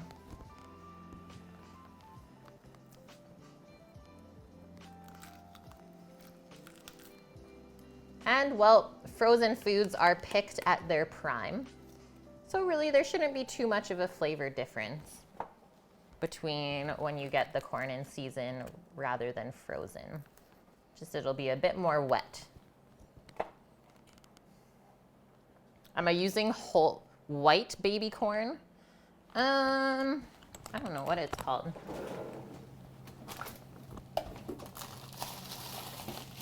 It's called whole kernel corn. Not very exciting. Yeah, it's not even like a peaches and cream or anything.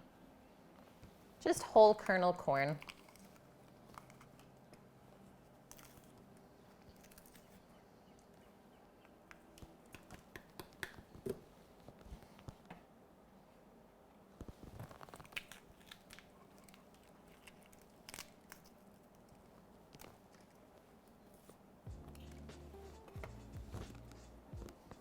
Last one, taking the core and the seeds out.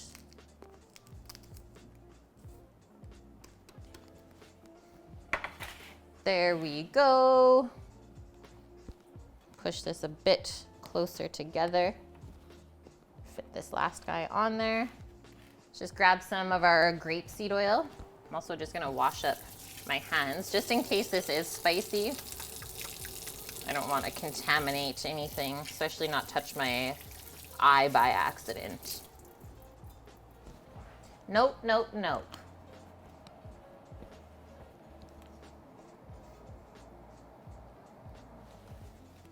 Okay, oil it up. Yeah, they're so nice looking, hey? Really nice and shiny and firm. They're not all wilted. Okay, that should be lots. Then we'll just get in there with our hands and rub it all over with the oil.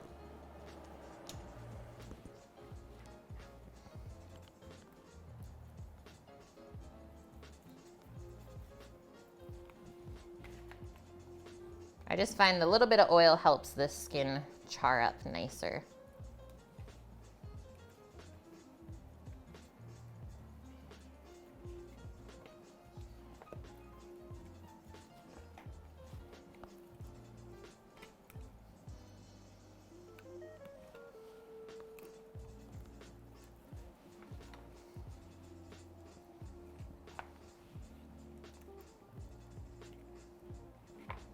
Okay.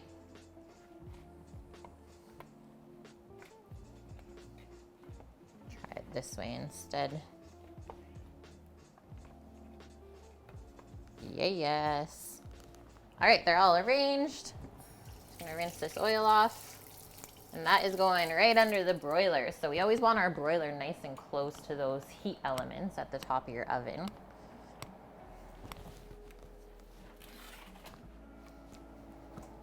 And these should take, like 5 to 10 minutes. Around that time. Just give them a quick peek every couple minutes. Okay, muffins. Muffins, muffins. Oh, they're loosened up beautifully.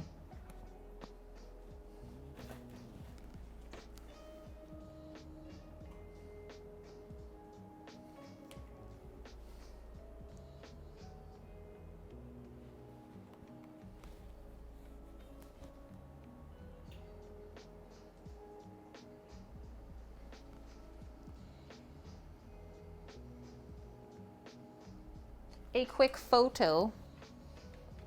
And now get to taste test. Look at that. Clean out of the tin, no sticking.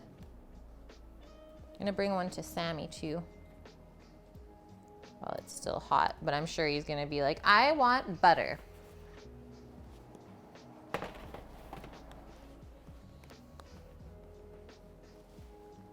Let's go for the tear in half. The reveal. Yum. So healthy looking, but not dry at all.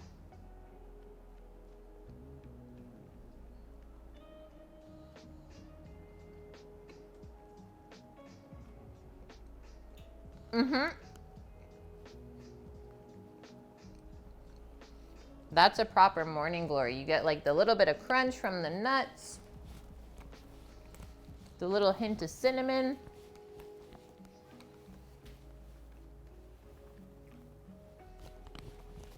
And it's really not too sweet at all. That's why I really like these two. Yeah, muffins on point.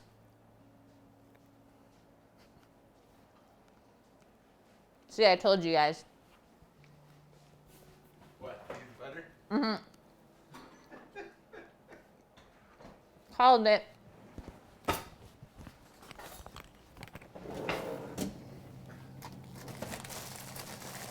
Okay, we can get our corn ready to char up after our peppers. It's like you know me or something.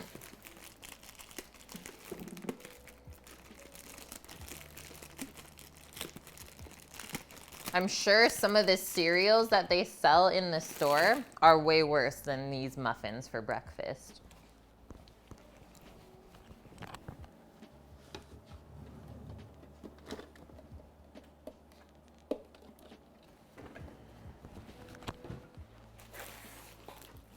That's a good one. No. Yeah.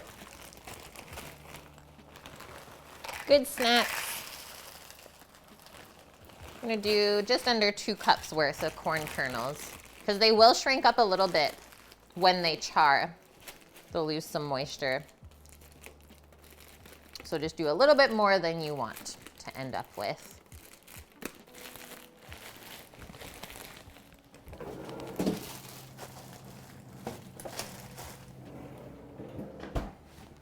Muffin snack, muffin snack.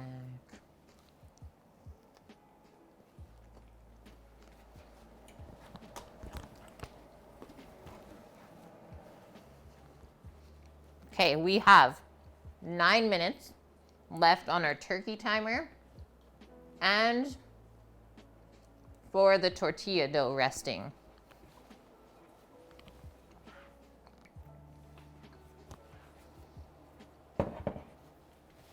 We're gonna give it a feel on our turkey, see how much longer it needs to cook, finish off our slaw, and then get into our tortillas. I like to do the tortillas closer to the end so they're nice and warm when we have our tacos.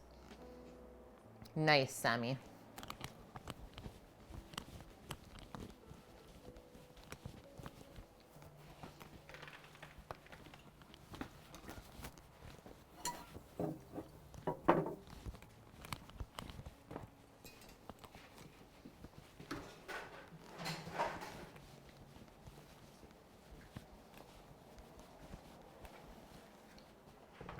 We're just gonna check the turkey now. I'm going for it. You going for it? She's going for it. Let's see what we have created.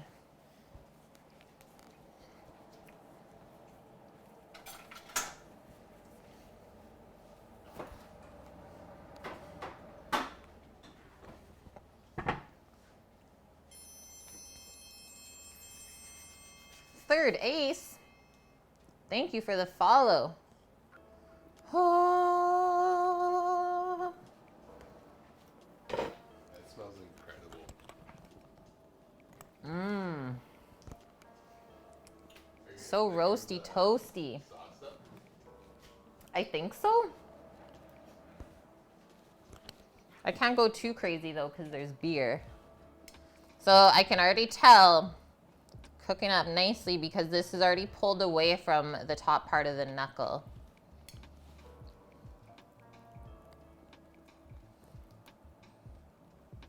When the turkey is perfectly cooked, we'll be able to pull out these tendons here that I'm pulling at. No problem. So we know that it still needs a little bit more time. We'll keep that going. For sure, another half an hour. Maybe even a touch more. I'll do a half an hour timer. Definitely don't want to take it too far and then have it dry, right? We're taking our time.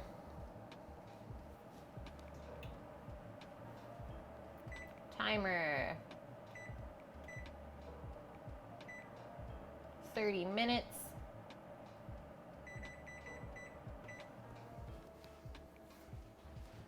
Taking a quick peek at these poblanos. Oh yeah, they're already charring up.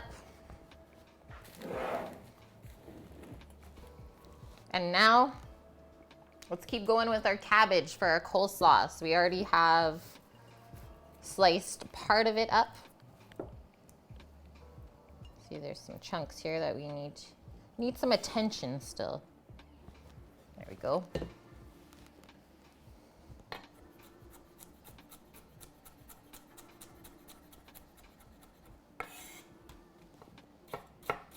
This is where we practice our knife skills.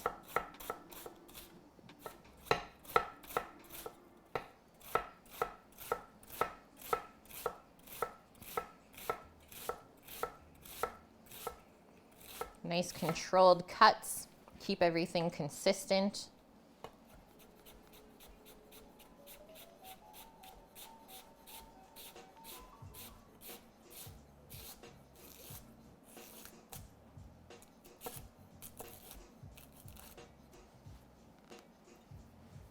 Thank you, Jennifer. Transfer that to our bowl. And finish off this last quarter here. And we still got to make our honey lime dressing as well.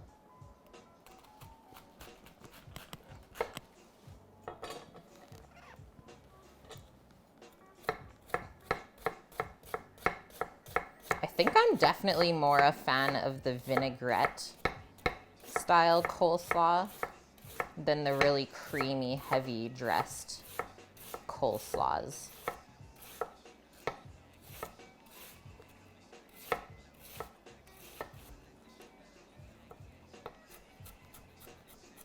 Or maybe I've just had too many overdressed coleslaws where it's just like so soggy and all you taste is the mayo. It's like, but what happened to the cabbage?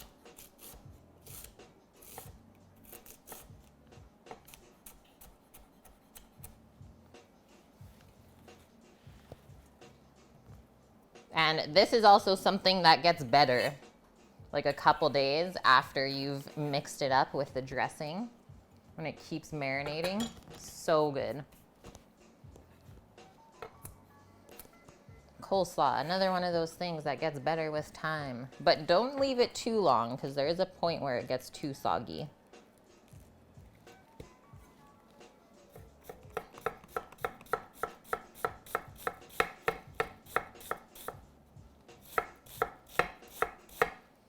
Gonna take a quick peep at our peppers. Keep going.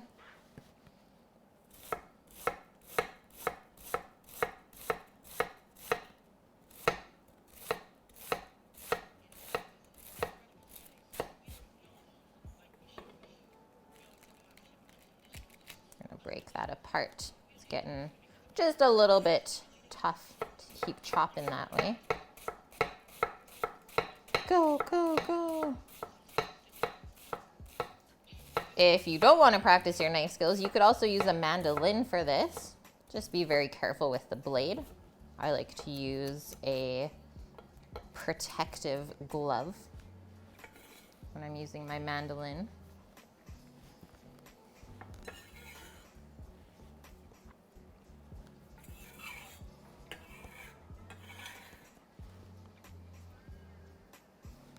Okay, last little bit of cabbage. Finally, we're there.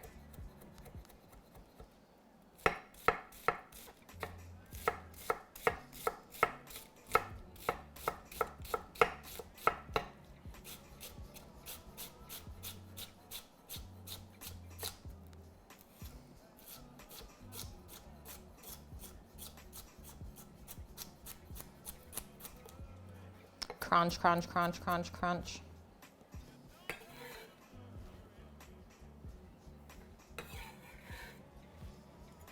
That's a big old bowl of green cabbage. Healthy. That's where the health is. I'm throwing it everywhere.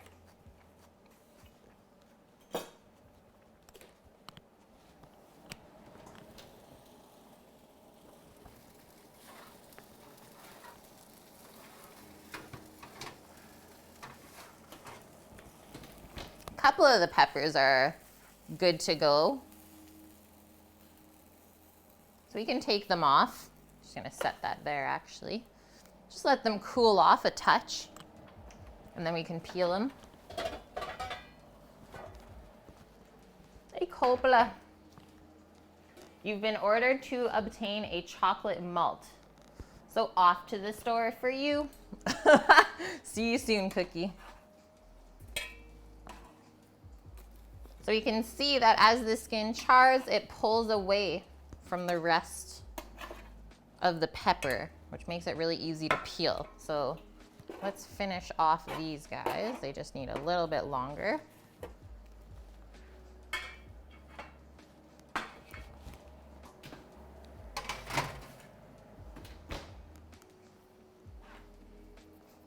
And now, next up, we're gonna add some radish into our coleslaw too. That's one of my favorite Mexican ingredients. So we're gonna tip and top. And then we'll slice it into, I think, half rounds.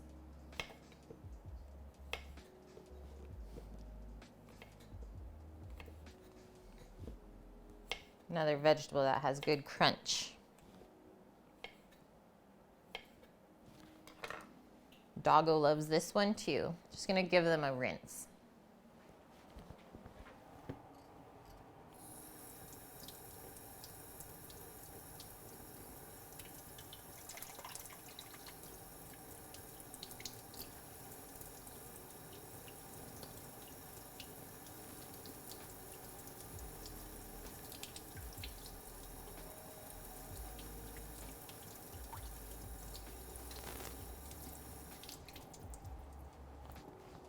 A rinse and a dry, and then a chop.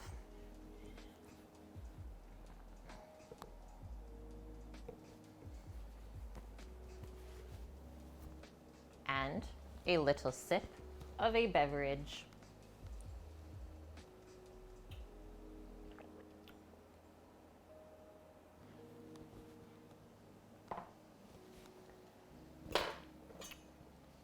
Okay, so cut all of these in half. Oh, it's trying to escape. This one has a wormy hole. The worst. Holy. Those dang worms.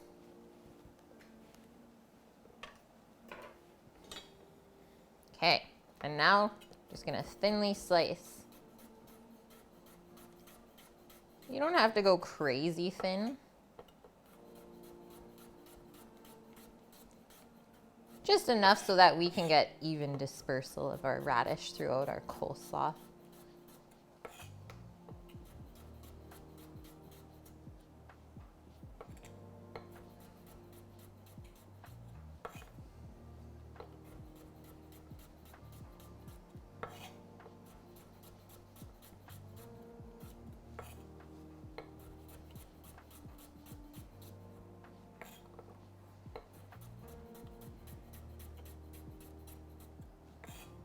Just keep chopping, chopping, chopping, chopping, chopping. onto the cabbage.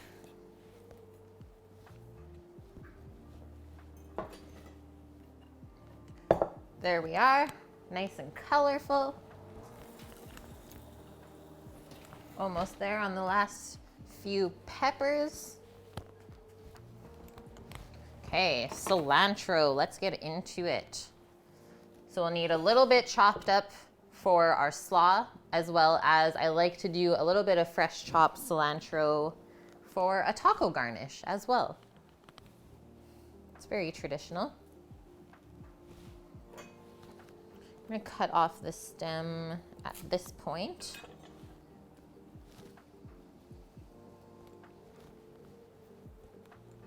And then we can chop the rest of this. So nice and fine is what I want to go with here.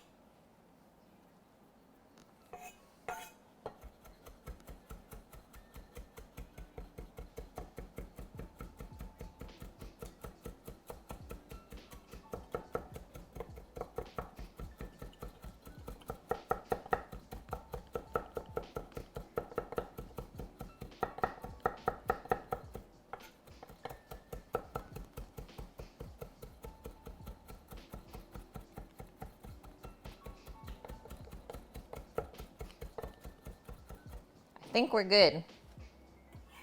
Okay, scoop some of that onto our slaw. Get a pretty good amount.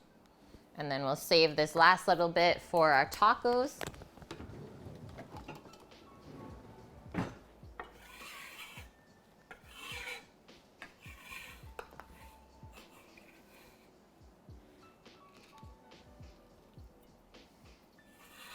And then I'm also going to put, for just a little hit of spice and heat, some of the pickled jalapenos that we made not too long ago on stream.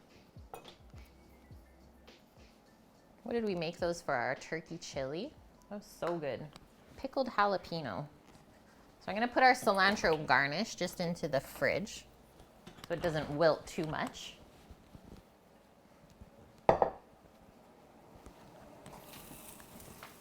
Check our peppers. They are perfect. Put them with the other ones. Let them rest for a minute or two. This pan is rockin' hot. Be careful, but we are gonna pour our corn kernels onto here now. And get those charring up under the broiler. So next,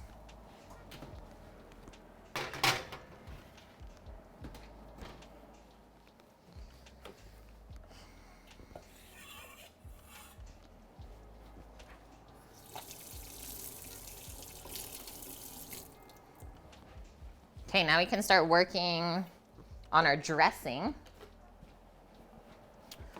So lime. I make you want to eat your veggies. Yes, success. Man, that is my hope. Have less vegetable haters. Too many people have had veggies ruined for them by having them overcooked. Okay, I'm gonna go with two garlic cloves in here, fresh for our dressing. How are you doing? I'm ready to poop. Good to see you today.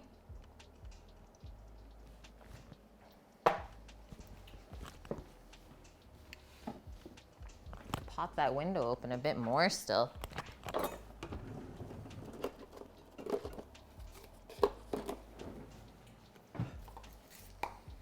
And then for the most lime flavor, we want the zest from this, for sure.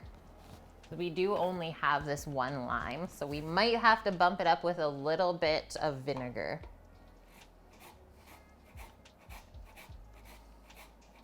Yeah, we maybe used too much lime yesterday when we were making our turkey marinade, but that is okay because there's lots and lots of flavor in the zest.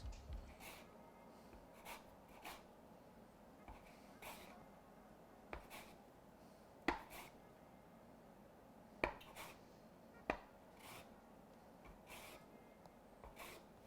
we go. Tap that off. That should make it really limey. Limey. No issues with scurvy today, friends. Oh, nice. You redeemed some channel points. What's my favorite guilty pleasure in terms of food? I don't know. Like, I don't feel guilty when I eat, like, pleasureful foods.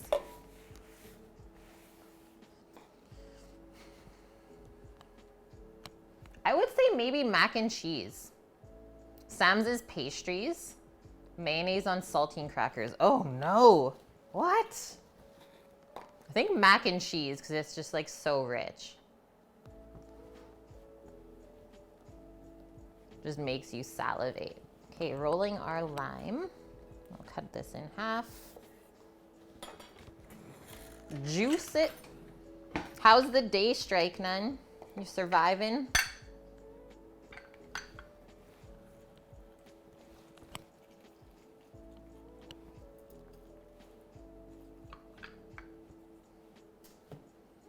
So I'm starting with our acidic components for our vinaigrette or our dressing. I always start with acid and then the oil or the fat and then the aromatics. Strike Nun, please tell me that you know what Morning Glory muffins are. We made some really lovely ones. They're still warm. That was our first accomplishment on stream today. You went to the store, got some stuff to work on the barn tomorrow. Amazing. Okay, phew. So we didn't put pineapple. There was grated carrot, apple, raisins. We did fresh grated ginger in them, which was really nice. But yeah, sadly no pineapple in these ones. Although I do love pineapple in them. We just used the King Arthur flour recipe.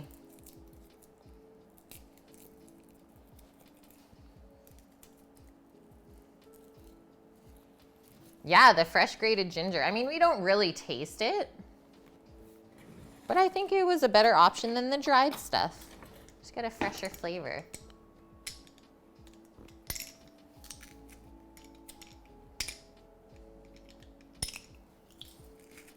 Garlicky lime and honey dressing. One peek. Nothing crazy happening on the corn yet. Okay, so that's definitely not enough acid to dress our coleslaw. Yeah, I'm gonna roll with a white wine vinegar. Not too strong. Still a little bit fruity.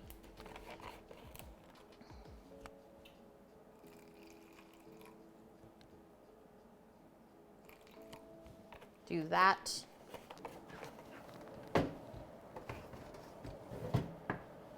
And then let's grab some honey.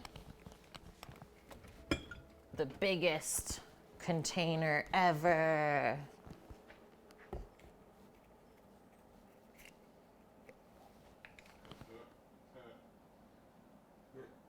Let's do a teaspoon of honey to start. We really only need it to be balancing out the acidic components in here. But I do think that the floral flavor of the honey is gonna go really nice with this. I always like to add just a little bit of Dijon mustard, the creamy version, to the coleslaw dressing. It helps emulsify everything together. Mustard is the emulsifier. It helps the acid and the fat marry together. Teaspoon of that. Once again, you don't really taste the mustard in the dressing, that's for sure.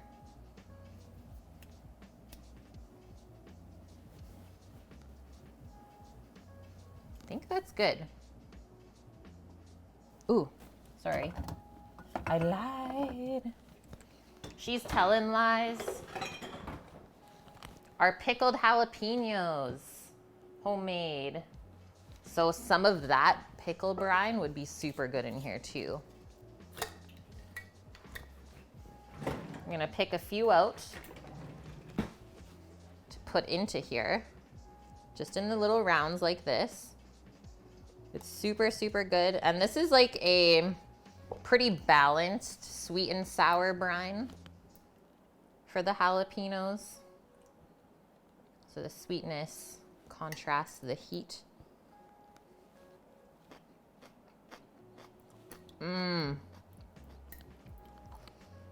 Those have absorbed the garlic flavor in the past week.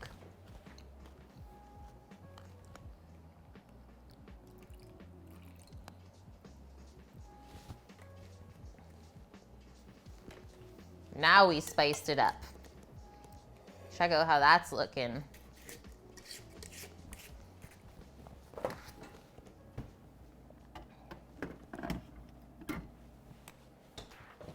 Okay, just our oil.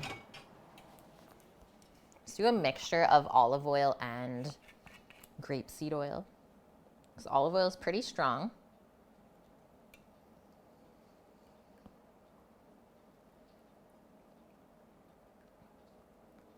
Half and half.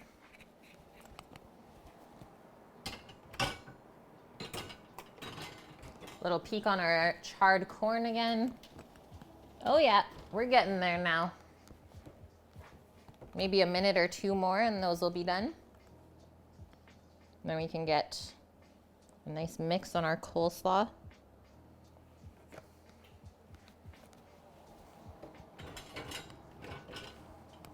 And now, the last few ingredients here.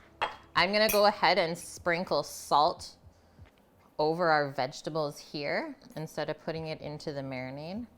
We'll need definitely a couple teaspoons worth to season all this cabbage. It's also gonna draw out some moisture.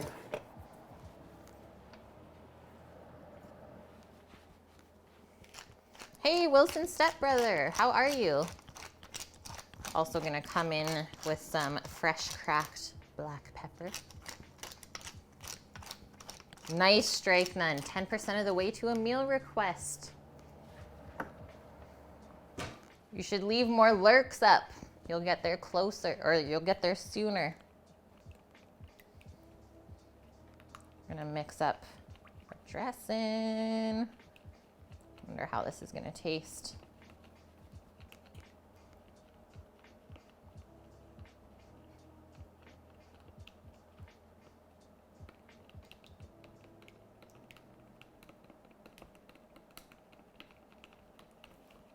Hopefully we taste the honey and we taste the lime.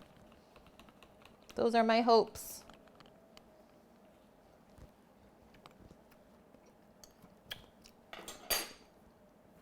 That's perfect. That plus the salt and pepper that's already on here and the brininess and the heat of the jalapeno. Yes. You don't want to cheat. That's totally not cheating, strike none. Yes, Pampered Chef garlic press. You know it. That's the one. Old Faithful. Captain Picard. Thank you for the follow. Okay, we're going to start pouring this over our cabbage. Give it a little toss. I always like to start with a bit of the dressing, not pour it all at once. Don't want it too watery. Hello, Hydra 42600. How is your day going today?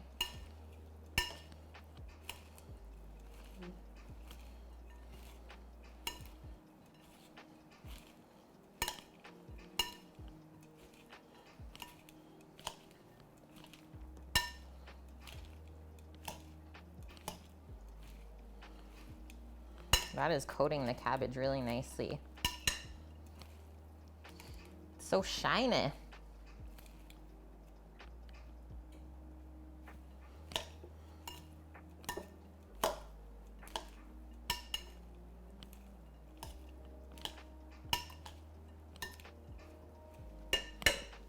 Whoa. We're losing some cabbage. Okay, gonna set that aside for a sec.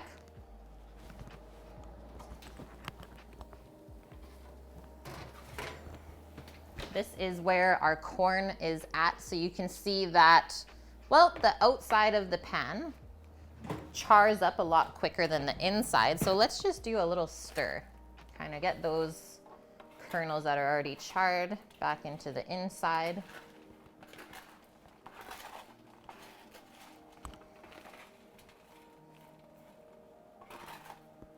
I'll give that one more minute and I'm great with that.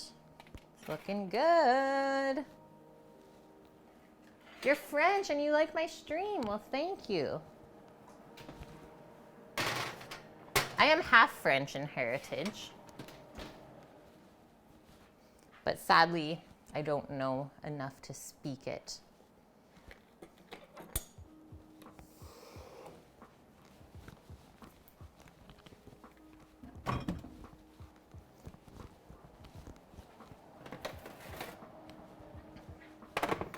Okay, promise guys, it is almost tortilla time here.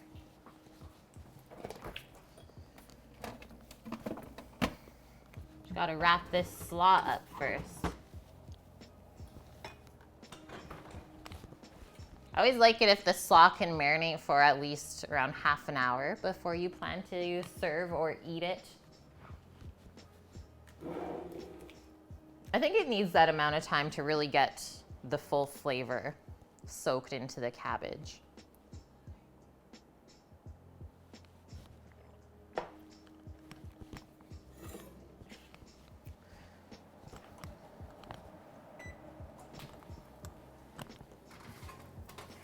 Done and done.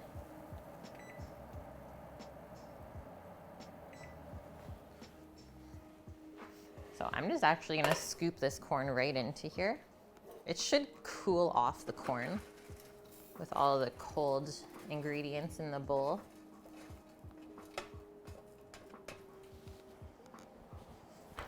Just let that cool off. That pan is smoking hot.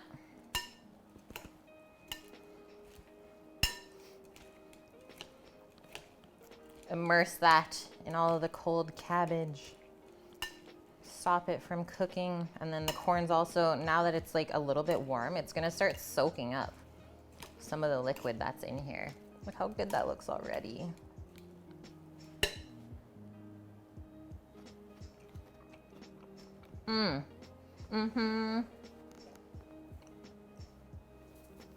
You took some of the odd bits from a friend who got a cow share, heart, tongue, and oxtails. Ooh, do you know what you're gonna do with it?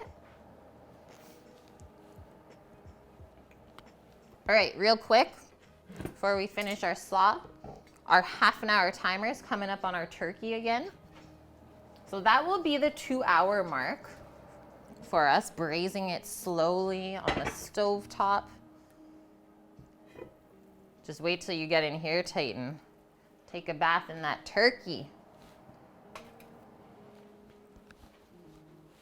Once again, we're gonna do like a little tendon test, a tendon pull. Oh, we're almost there. Oh, I think actually we are there. Look how clean that came out. We're done, guys. That's it. That's how easy that was. So if the tendon comes out clean, yeah, this needs to now rest. I am just going to place that, well, back onto the stovetop, not on the hot burner. We're gonna let it rest in the liquid, cool off until, well, it's cool enough for us to touch it and pull the meat off. Yes, Strike None. Tacos de luenga. So, so good. Yeah, beef tongue. Something that a lot of people are missing out on because it freaks them out. That's probably one of the best cuts of beef other than like brisket. Do a heart salad. Yes, that would be good too, Blue Milk. Yeah, lengua. Turkey leg is done. And now, Poblano time. I'm gonna put some gloves on for these. I don't want spicy hands. There's nothing worse than like finishing stream and then 2 hours later your hands just start burning from the spicy peppers. The worst.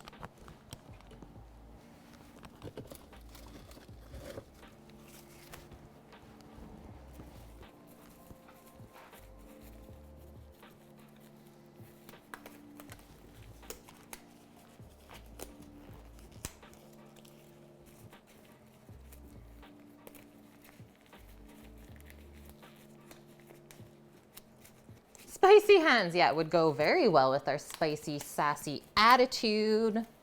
You can't stop the sass. It's seriously warm in here right now. It is hot, hot, hot. As it should be when we're making Mexican food. So I'm trying to peel off the skin off the pepper. But honestly, guys, if it starts peeling off too much of the flesh of the pepper, don't worry about it. It can be a touch papery, but it's really not that bad.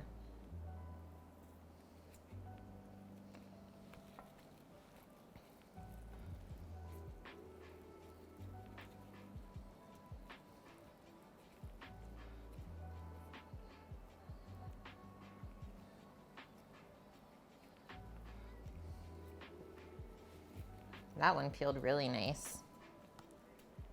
Get off. Grill it, mix it with some watercress or dandelion and dress it. Done. Ooh, grilled beef heart. Yes. The char flavor. Or yeah, braise the heart. Beautiful.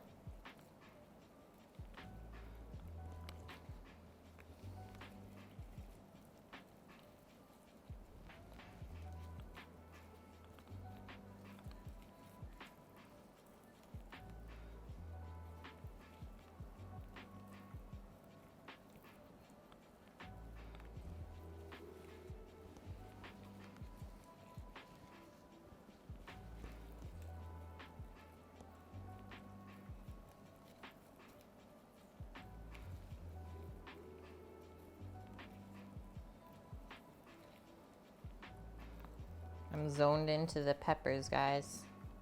This is a satisfying part of charring them, is peeling all the skin off. Just getting into it. Yeah, chile relleno. I have not made that on stream before. That would be a really fun one.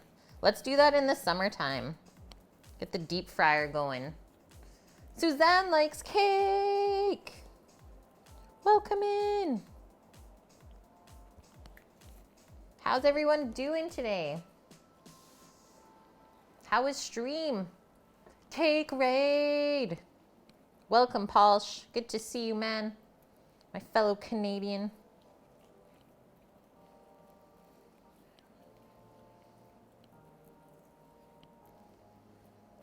Yeah, does this count as my request? Oh, we could do it like that, Strike None. I can save that one for you. If that's what you want, you have to like save your own request.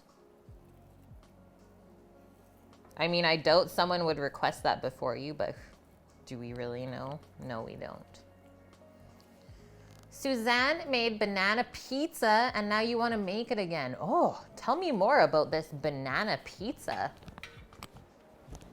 Was it savory? Was it sweet?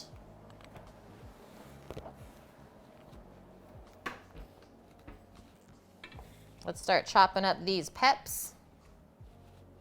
Just nice bite-sized pieces. I'm gonna keep my gloves on. I'm gonna do some slices. And then dices. Nice little squares. And then into the slaw. BFG Drago. Thanks for the follow. Welcome in.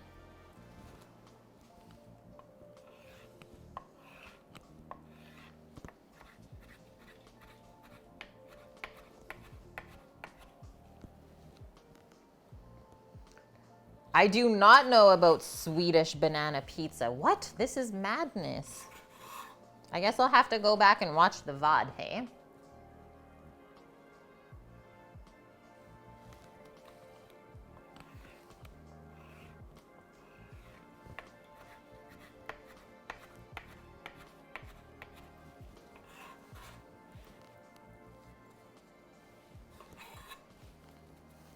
You guys came in at the perfect time.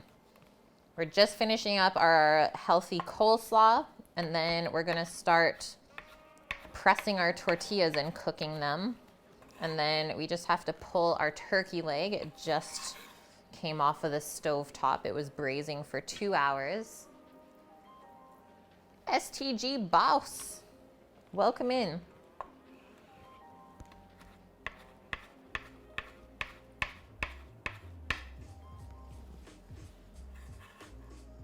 It's your greatest shame, Blue Milk. No. Banana pizza.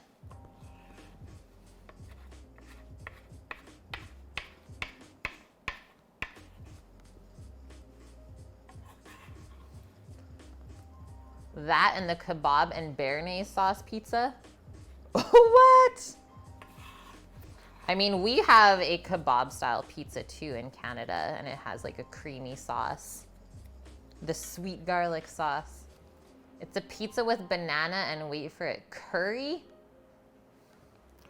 So it's like sweet and savory.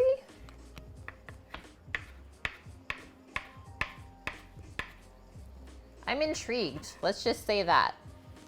You guys have my attention right now. Yes, I am Canadian. Oh, nice. Where do you live in Canada? Right now I'm cutting up a charred poblano pepper. We charred it under the broiler in the oven. And then I'm adding it to our coleslaw. Ah, Quebec. I have never been there yet. Keyword yet. I really want to go one day. Okay, gloves can come off. Oh, charred pepper. Yeah, is this a new variety? Polish.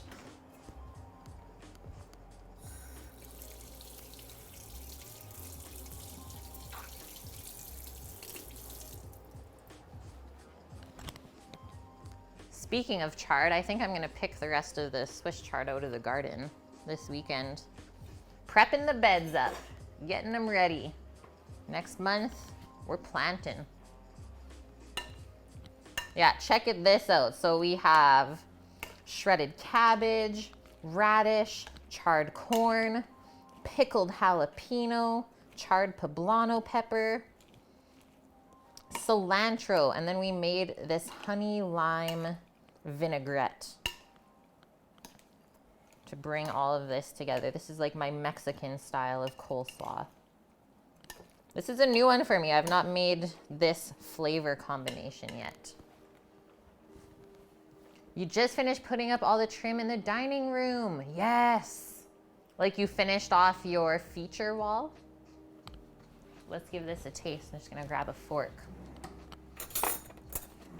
Make sure we're good to go before we put it in the fridge to marinate up a bit. Gonna try and get a bite of everything. A little bit of everything.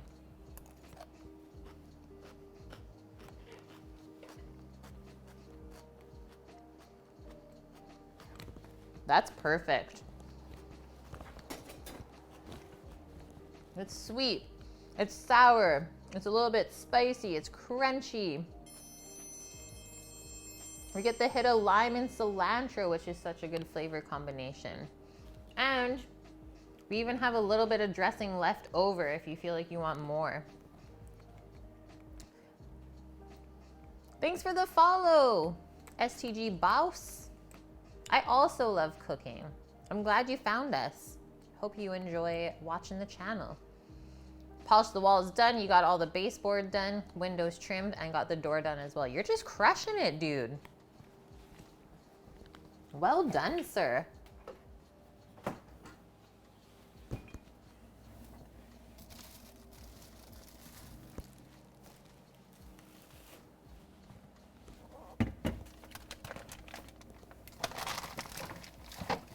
Need to do a little switch around. Make room in the fridge for the coleslaw.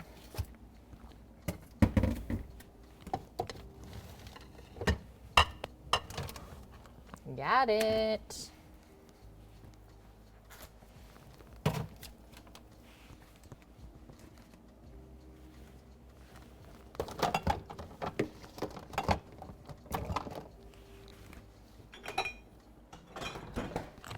Okay, friends, let's take a little peek at our turkey. Yesterday was your birthday. Happy belated birthday. How old did you turn? If you feel like sharing. Here's a belated birthday cheers with some rosé cider.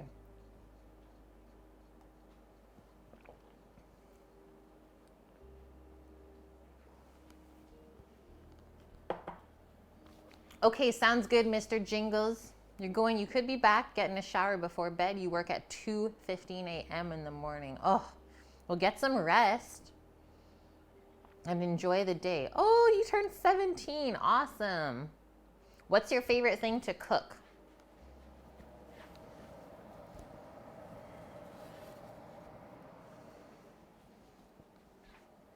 Look at that braised turkey leg. I'm gonna get that onto a plate.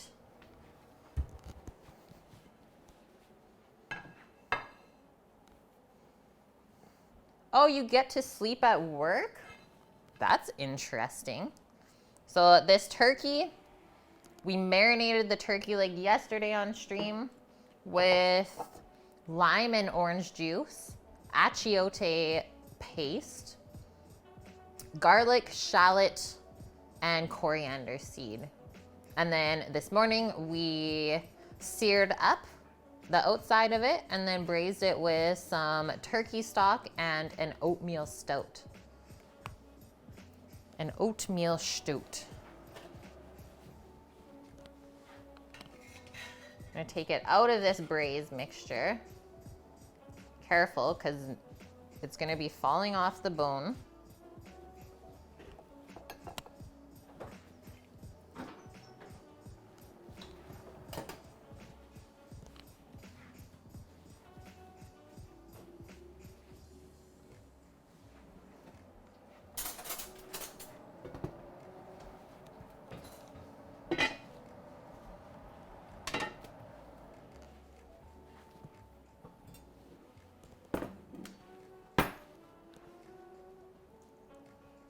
Steak, chicken, and many more. You have gourmet cooking. Yes. Indominus. Oh, your birthday's tomorrow? Yes, I would love to make you a birthday dinner. On the menu for tomorrow, Indominus, we're having duck legs with homemade cavatelli pasta. I hope that works. Okay, so up to you whether you want to mix the skin into your pulled turkey meat or not. There's a lot of flavor there, so I don't see why you wouldn't. I don't see why not.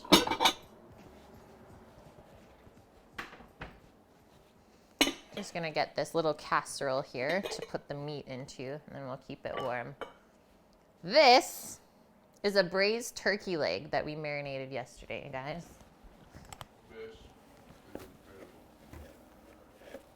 Sam's loving his muffin.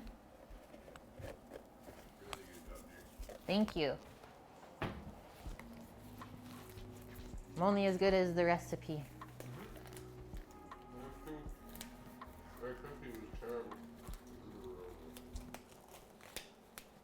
The what? I don't even remember it. It's not in my head anymore.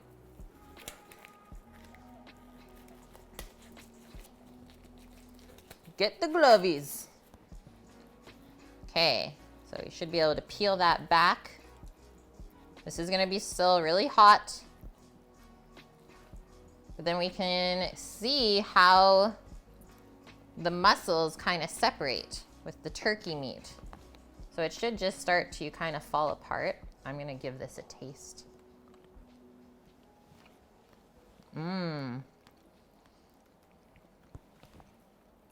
That's really good. It's really nice and tender. It's not dry. Not getting like the citrus flavors too much now that it's cooked, but definitely get like the garlic shallot from it. Pulsh, thanks for the host, dude. Enjoy your lurk. You admit that you've based several of your foods off of King Arthur recipes. Well, it just works so well every time. I never have any issues. Like, look how nice this meat is coming off of here. We've done good, friends. When it looks that juicy still, that's the perfect braise. Yeah, even in the bakery, right? Well, because they do offer their recipes with the gram scaling measurements. Can't go wrong with it, Strike Nun.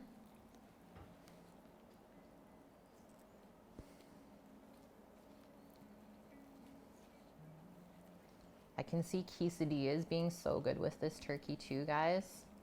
If you want to cheese it up. Right now, I am pulling the meat off of the turkey leg bone and tendons.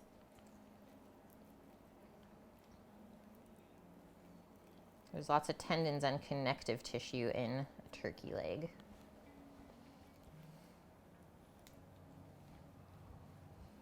That's why we gotta cook it low and slow.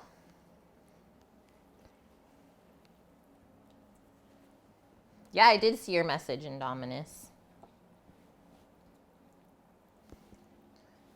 You lost your interwebs. Like, this big chunk should just peel right off. Oh, yes, yes, yes.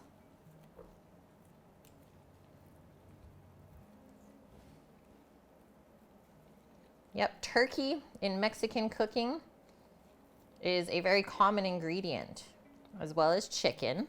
But I thought we'd switch it up this time. Everyone always goes for the chicken taco. Why not turkey?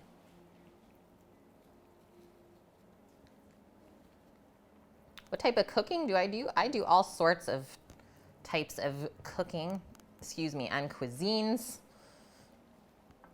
I have over 9 years of experience working in restaurants, and I've worked at a lot of different types of restaurants as well.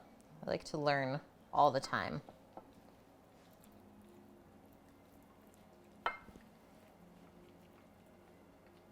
Just need some salt and some liquid.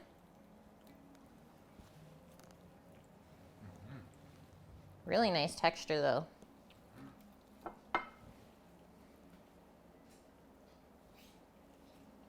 We had the Sammy taste test, guys. We're good.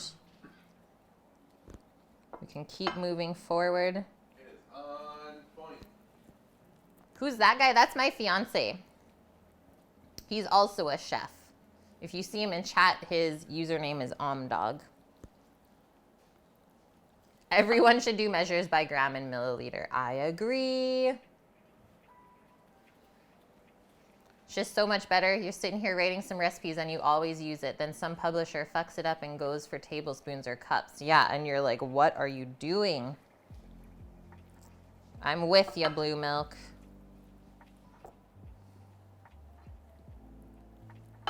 Elrad! Thanks for posting my little story. I'm doing great, everybody. Yeah. It's Sam.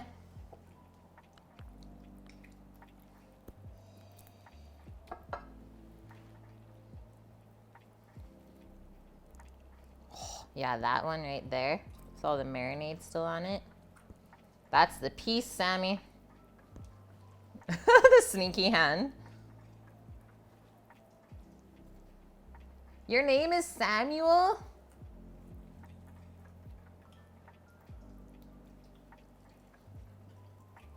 His name is not actually Samuel, it's just Sam. I know, that doesn't often happen. That's just gotta get cut up. We gotta put that in the mix, Sam. Oh yeah. That is money. The skin is money. Money. We can't leave it out. Yeah, your nickname is Sam. That's usually the case, I think.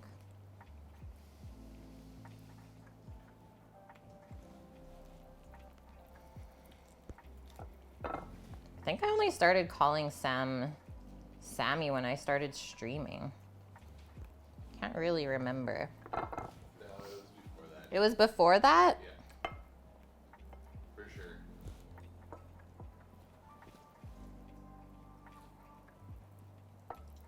Okay, that's all the meat. Sam said we need to put the skin into here.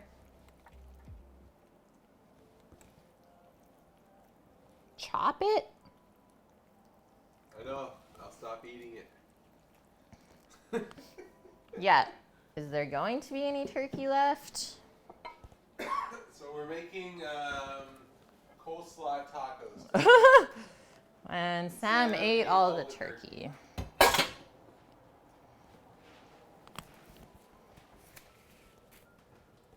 Do I ever mix skin with the chicken? Yeah. For sure. For sure, for sure. I just don't want to get the char bits on my wooden cutting board. It might stain. Just give that a little rough chop. Plus this will add some fat into the mix too.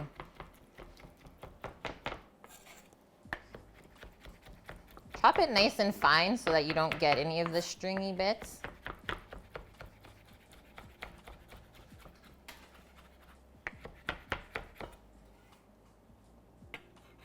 But we get all the flavor.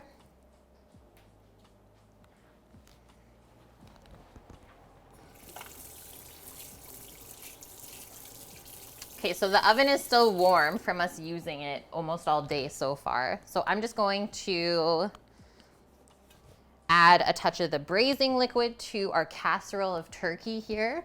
Season it up. It might need a touch extra salt and pepper. And then we'll just keep it warm by placing our casserole in the oven covered. And that way we can focus on our tortillas. Do I make keto meals too? I might every now and then, but I don't purposely make keto meals because I don't follow any type of diet like that.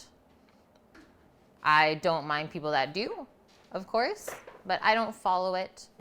Maybe someday soon I'll do a keto meal. But to be honest, like dairy for me is not the best, so that could also be why.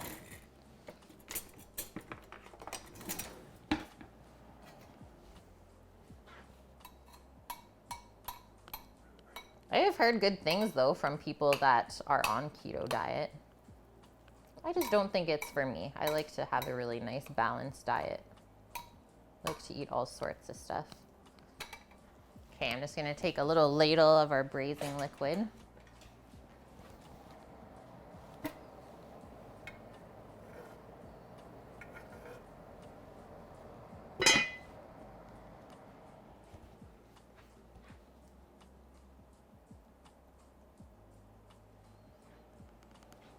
Let's do one more. One more ladleful.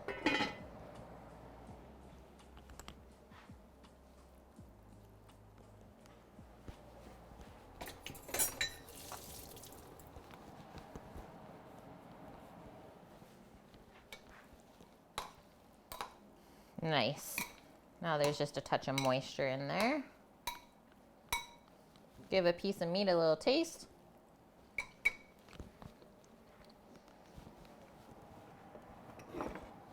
Definitely need some salt.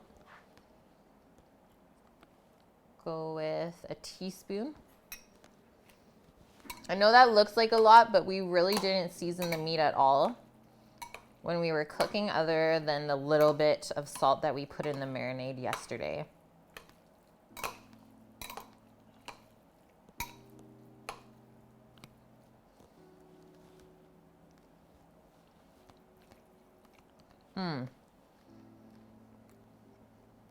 That's perfect. I think you do get to taste the little bit of oatmeal stout in there as well. A little bit of beer flavor.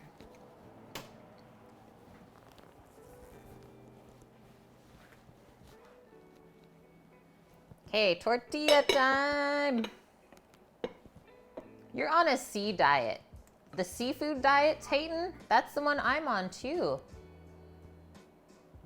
You're in a dispute with your friend. You think the chef should clean the dishes. Hell yeah. Not every restaurant I've worked in has a dishwasher. You and your girlfriend both clean the dishes. Good after dinner bonding time so that you can use to chat without much distraction, right? So good. Hi, cooking girl. Yeah, if you don't do the dishes, then the dishes won't get done. Good one, Twitch Stewie. It's true, though. It's true, it's true.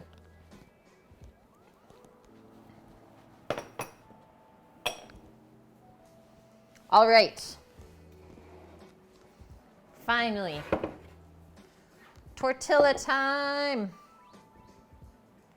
Yeah, a dispute, a fight. Fight it out. So we need to divide this into 16 portions. We'll ball them up and then we will press them in our tortilla press.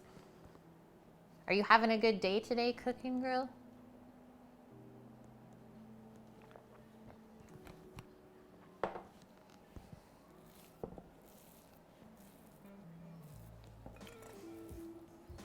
This looks very nice. Oh, I got a sneeze incoming.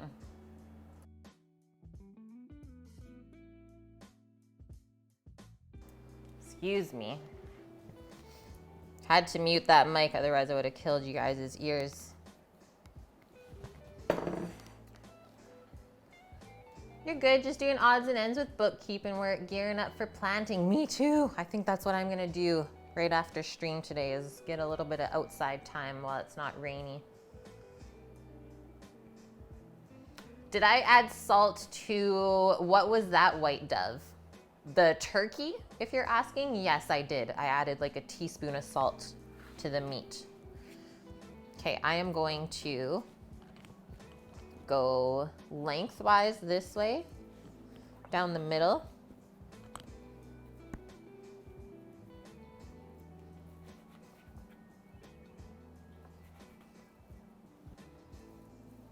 Just using a bench scraper right now. And then down the middle this way. And then each of these we need to cut into 4 equal parts.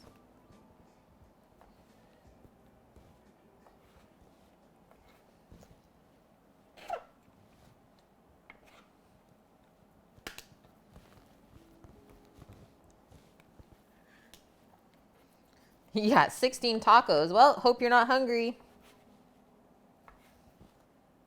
I know, I asked Sammy this morning when I was finding this recipe for us. I was like, is 16 tortillas gonna be enough? He said yes.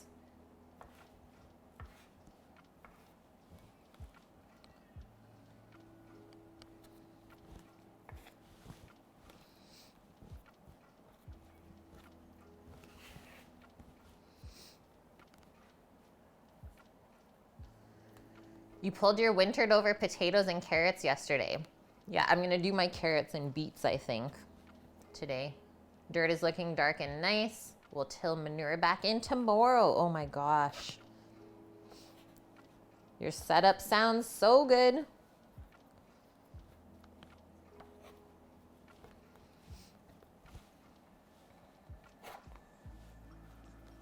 That looks good to me. Okay, now I'll just do a little ball in your palm of your hand.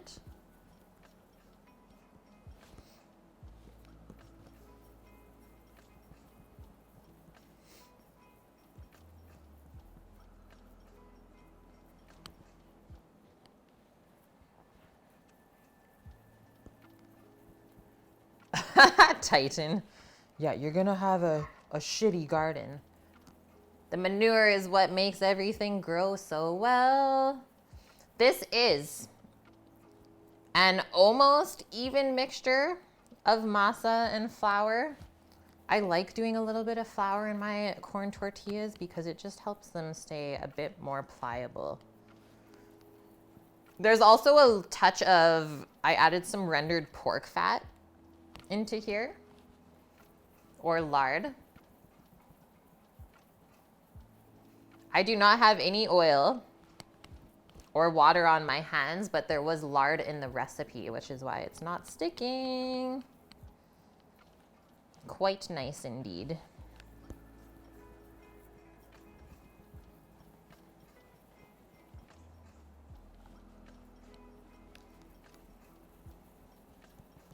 And then we want to keep that little tea towel from earlier to just have to put over these tortilla balls so they don't dry out as we press and cook. There's nothing worse than a tortilla cracking on you.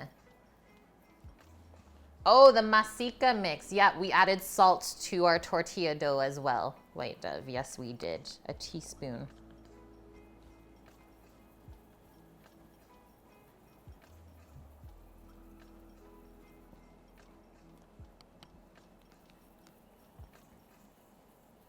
Okay, you stepped away.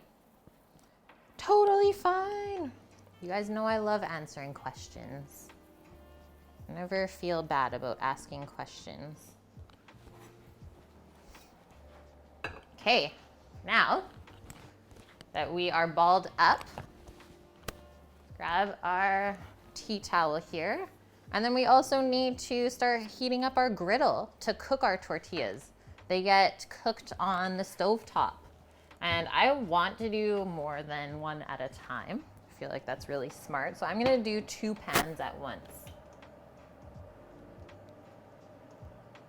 And we wanna go with a medium heat there. Not too high, but we definitely don't want it too low either.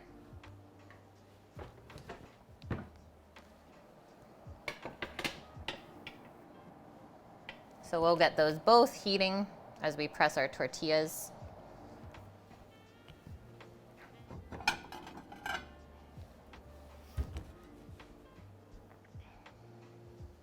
And then I also just like to have a plate for when the tortillas are cooked with another little tea towel lining it. And that way they stay nice and warm and moist. They don't dry out.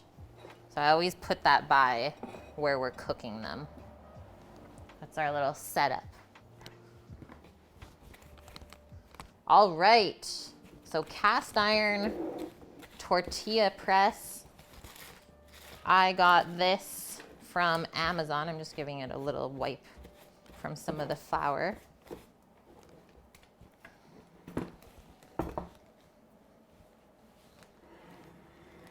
So this is it. Zoom out all the way. If I'm interested later, you can look at your starter planting page on Discord you posted. Oh, thank you. Did you post it in my channel? I have a little gardening section on my Discord channel if you want to post it there as well. I would love that. Okay, so Victoria tortilla press. I think this was around $20. Oh, it's in yours in the gardening. Okay. I don't think I'm in your Discord yet, so I'll come and find you later. And then the way that I press my tortillas is we cut the sides of a Ziploc bag, and then that lines the press and nothing sticks. So always do, well, one test press to see how everything works. And then we flip that over, press it that way. That's a big tortilla. Maybe we won't press it that thin, but I am interested to see how this will cook. And the texture feels so nice. We'll see. We'll see, we'll see. The one pan's almost hot enough. But this is what we have to do. So delicately peel this off of the bag now. Look how shiny that is. I don't know if you guys can see this sheen. And then obviously we don't want it to stick to itself either. Very pliable, indeed.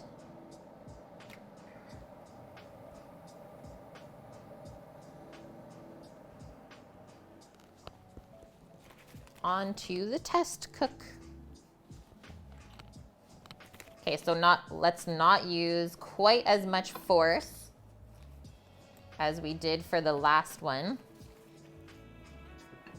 Let's see where that leaves us.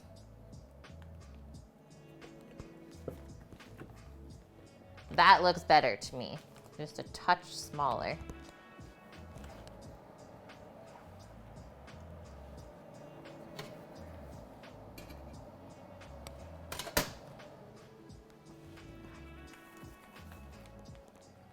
And well, you know you made a really nice masa mixture when your tortilla stays together. It doesn't fall apart. It's a bit thick on the one side.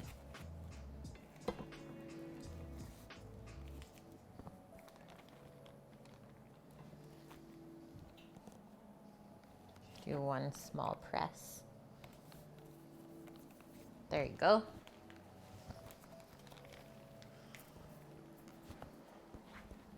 I'm gonna give you guys a different view. We'll do the stove and the cutting board. The tortilla's puffing up. I don't think the pan was quite hot enough when I dropped it in here, but that is okay. As long as it doesn't stick, which it didn't. So I think we're good.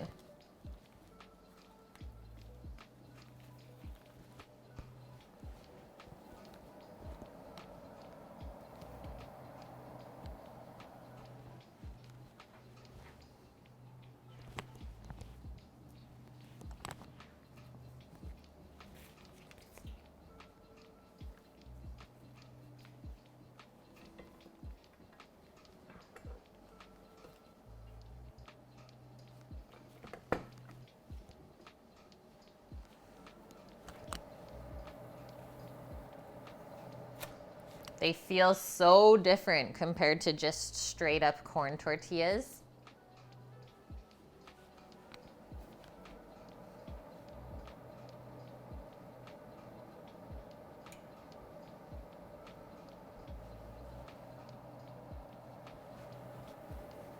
Do a little bit longer on the other side. Okay, let's try our other pan.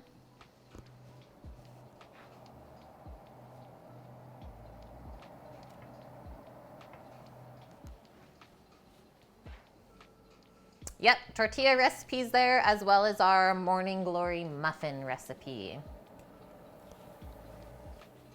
Beautiful. Let that chill for a sec. And we'll try it. See how we feel about it. Nice sizzle.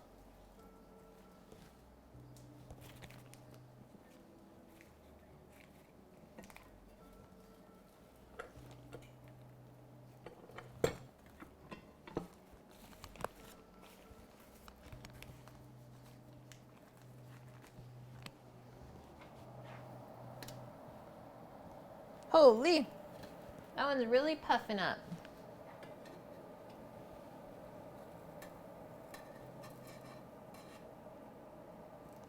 And it wants to try and stick now. Not on my watch.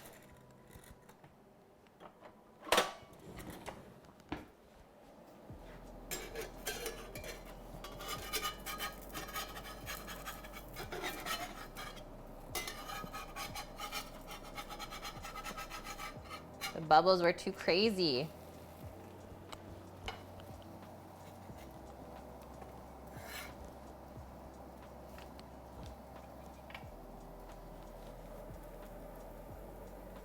It's almost like a pita.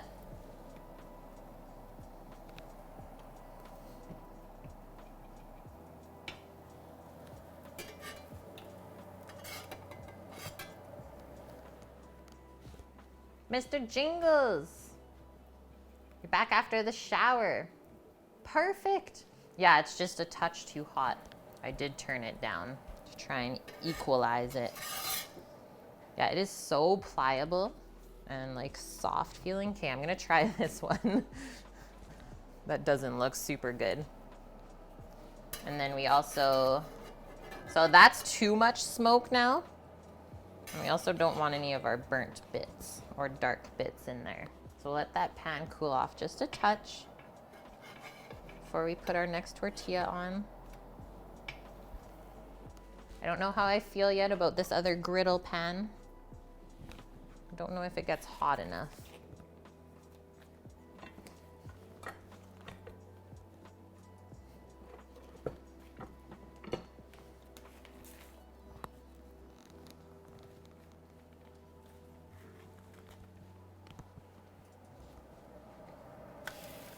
Oh no.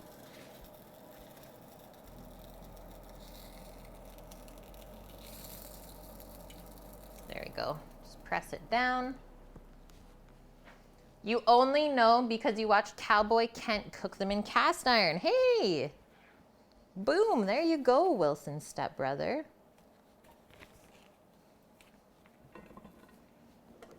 Yeah, if the tortilla sticks, it's a touch too hot. And well, these ones, if they don't really brown up at all, it's not hot enough. So I don't think we're gonna use that pan. We'll just keep rolling on our one cast iron pan here. You love this press? I also love it. I use it to make pita dough as well, to flatten out pitas. Super handy. I will check him out on YouTube. He was talking about the bubble. The bubble you're saying means it's too hot? There we go. Loosened up. Beauty. I like the little bit of char on my tortillas. Where do I store all these tools? Well, I have a couple cabinets. I have a metal rack here beside me on my left to the island, and then I have another little like metal rolling cart that has a bunch of other appliances on it. Many places, I guess, is the answer. That's where we keep all this, our cooking tools.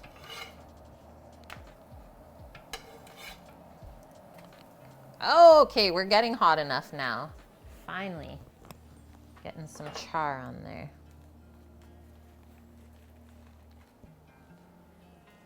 Maybe when you get an extension, yeah.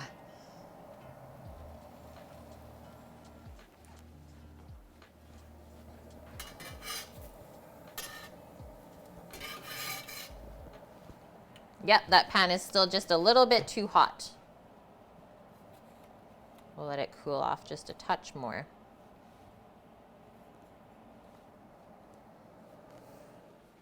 But the good news is, guys, we only have 2, 4, 6, 8, 10 more tortillas to cook. And then we can start assembling our tacos.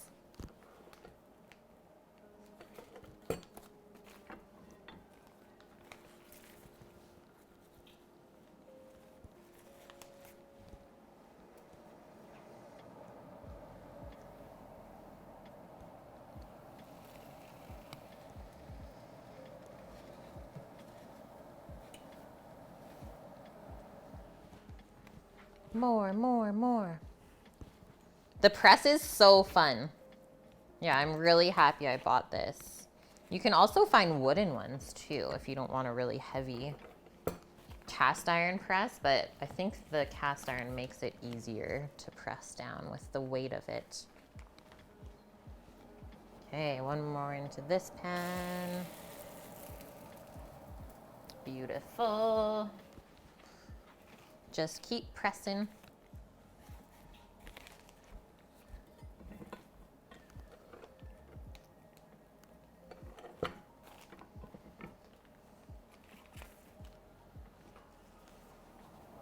There's that bubble.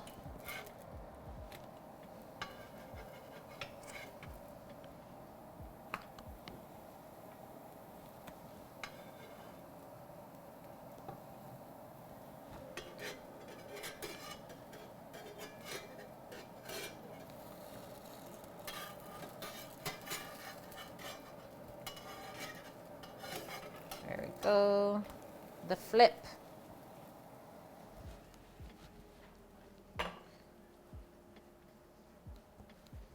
Oh, you're gonna be looking for a press. Nice. Okay, so let's have a little peek at this one that we're gonna sacrifice. Had a bit too much bubble. So that's how it tears. Like, it definitely will hold up to the taco fillings.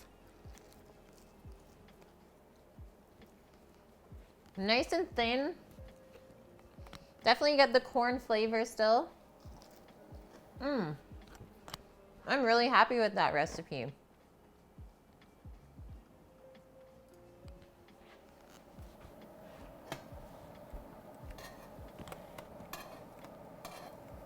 This one's good. How are these two? Almost there. We'll drop one more.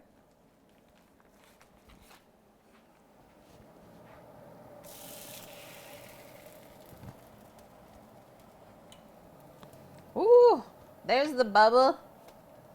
There she is. Amazing.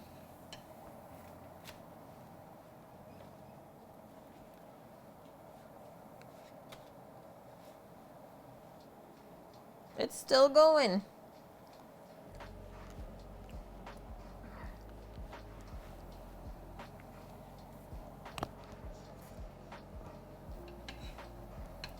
Careful from the steam, doesn't burn you.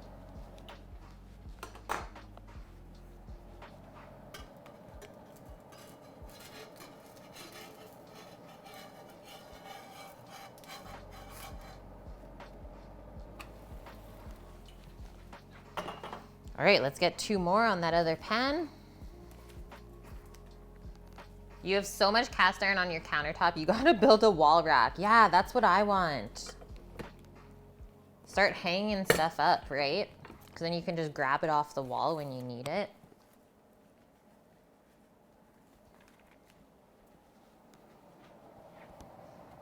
Now this pan is hot, hot, hot. 1, 2.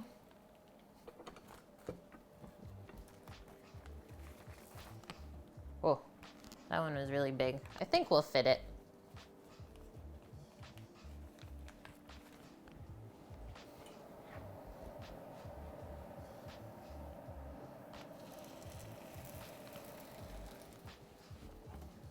Get this other one out of here. Oh, 5 left. That's why you gotta be ready when you start cooking, because it goes super quick. That's your tortilla. It is really satisfying. And like the little sizzle when you put the tortilla down. Really lovely.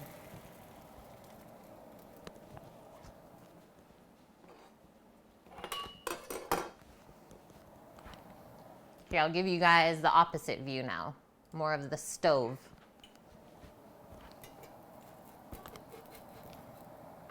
Come on, little guy. Boom. Boom.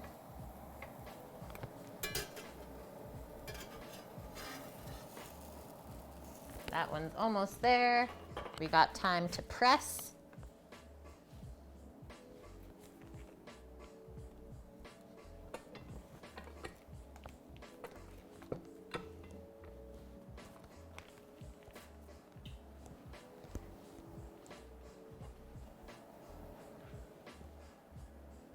Take care, Mr. Jingles. Thanks for hanging out.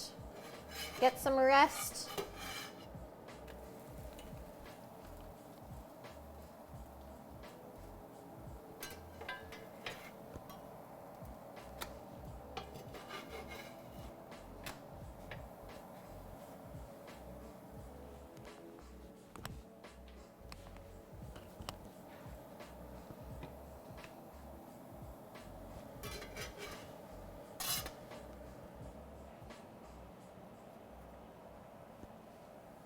Yeah, these cook very consistent.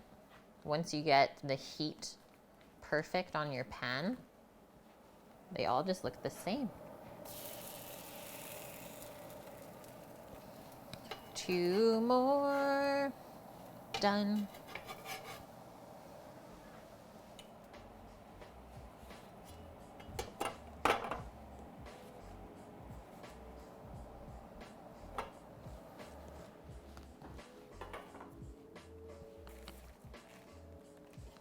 We are in the zone. The tortilla zone.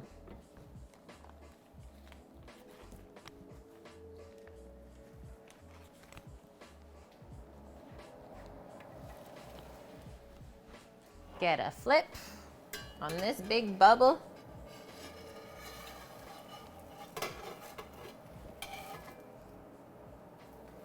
Oh, it almost stuck. We almost lost it.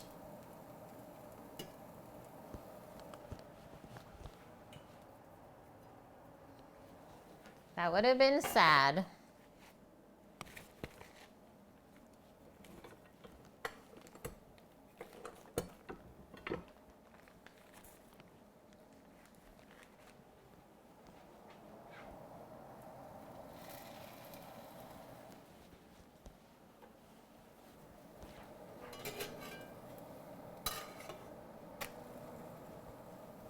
All right, let's press this one last ball. And then it's taco time. No, not the fast food chain, guys. It's okay.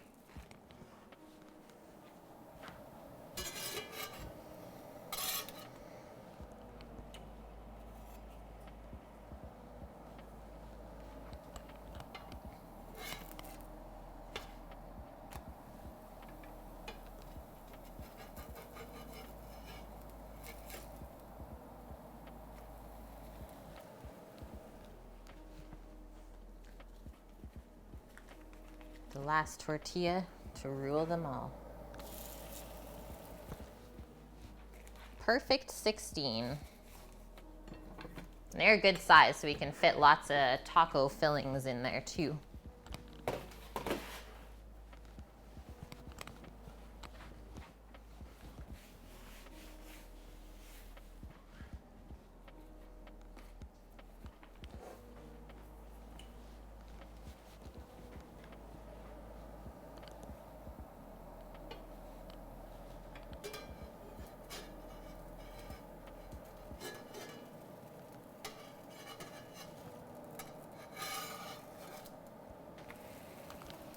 Beautiful.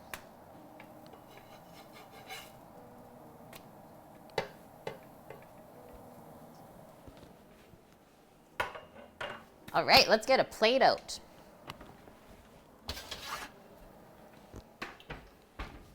What are we gonna put on these tacos?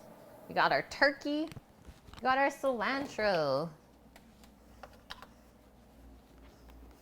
Maybe a little bit of cheese could be good. If you want, you can put some of the coleslaw on that we made up. Okay, those two are done.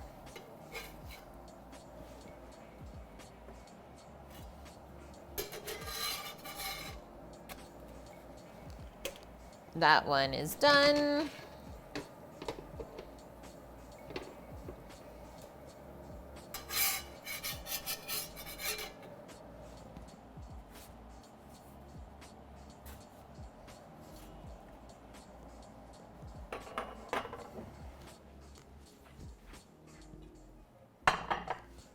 Check these out.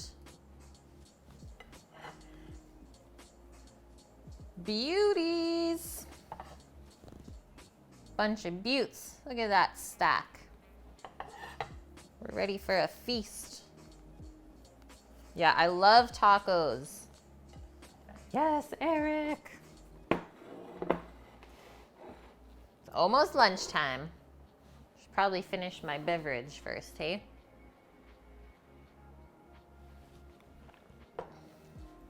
All right, so turkey's staying warm in the oven. This is what we got to put on our tacos. So we made our tortillas. Turkey leg is all pulled. It's been braised. It's delicious. So mole sauce. This is something we did make on stream before, as well as this new condiment called Insidious. I wanted to get that onto some tacos today as well. So we have that. Here's our slaw nice and chilled. Mole, I find it is better if it is slightly warmed. Just gonna pop that in the microwave. But I packed it in 1 cup portions and then froze it so I can just pull it out in small amounts. Oh, the Reaper sauce, yeah. I'm sure Sam will get into that. You can make a nice spicy one. So I'll just give it a couple seconds on that sauce in there. Pickled onions. I'm digging.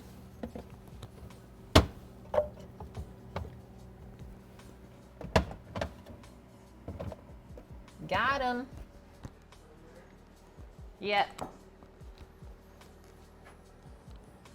Sour cream would probably be so good on here too, like something creamy. A little bit longer on our mole. Because the mole is quite spicy. There's a good amount of spice in there. But I also thought that maybe the coleslaw would be nice and cooling on the palate.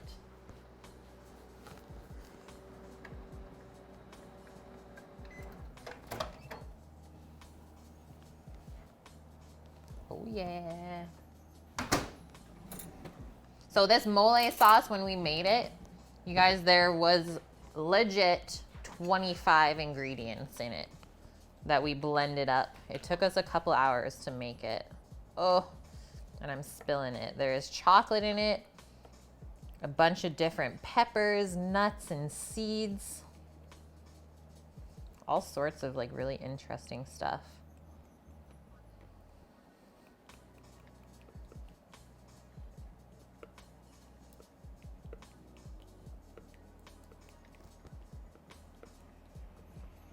You want to try it, Strike Nun?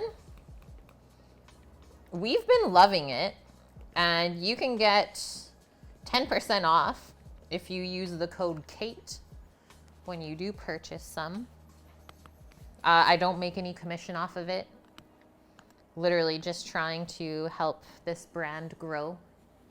Is they approached me and, well, I'm not going to turn down stuff if someone wants to send me something to try. Because you never know, it could be like the most amazing thing ever. I think the shipping's pretty reasonable. It wasn't reasonable to get it here to Canada from what I saw when I did like a little test checkout, but it was not bad. Okay, pickled red onions. Check this out. This is another homemade item from a previous stream. I love how pink and like iridescent they go when we pickle them up. And that's another kind of like sweet and sour condiment. So we'll put that on the side. And then here's our insidious. So this is the original, but to be honest, both of them are quite spicy. And what is in here? So canola oil, pumpkin seeds, sesame seeds, sunflower seeds, extra virgin olive oil, almond, chipotle pepper, bird's beak pepper, grapeseed oil, and salt. So it's literally just like nuts, seeds, and chili peppers and salt. A seed-based salsa. So it said, what did it say? It said hot sauce without the heat, even though it's like pretty spicy. And then it said salsa without the bite. Shipping's only $4 to you. That's pretty cheap. Yeah, shipping to me was like 28, I'm pretty sure is what I saw. I was like, oh no. This is the original. Yeah, we tried the original. It's spicy. The fire is even spicier, but it's not the type of like lingering heat. It's the type of heat where it comes onto your palate and it leaves just as fast. So it's quite nice.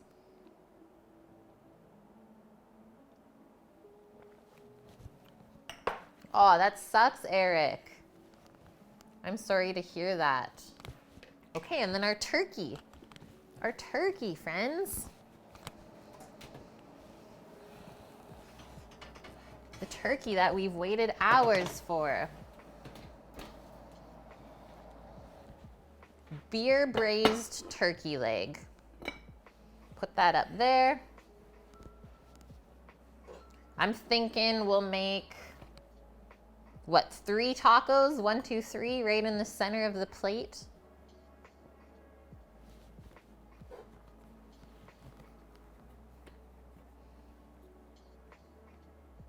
Or we'll put our little bowl of coleslaw in the center, maybe. Why don't we try that? It's a pretty large bowl, though, for the plate. It's too obnoxious. Just gonna roll with my original plan. Okay, tortillas. We need 3 tortillas.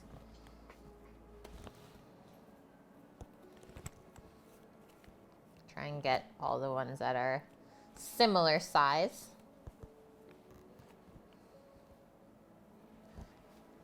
Perfect. And they are like piping hot still, just by keeping them in our little tea towel. So those are good to go for Sammy.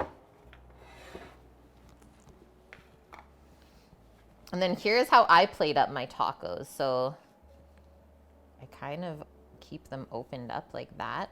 Prop up the sides of the taco on the other one.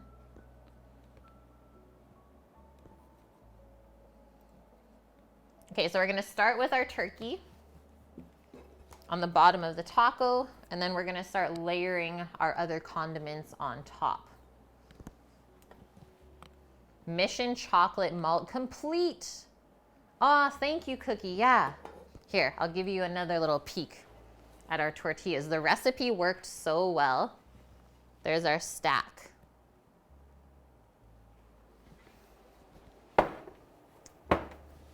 Flour and corn, really nice and pliable.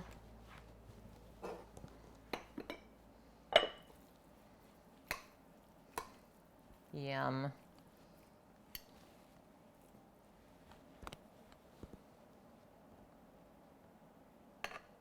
Turkey tacos. Turkey leg tacos.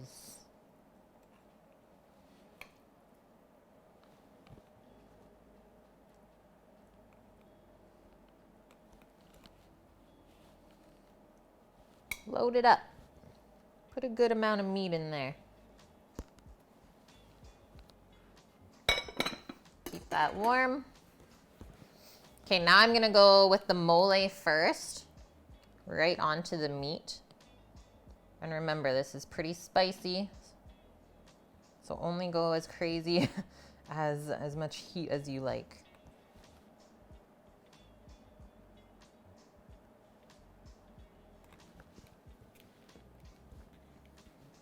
Now, next up, some color, a little pop of color, our pickled onion.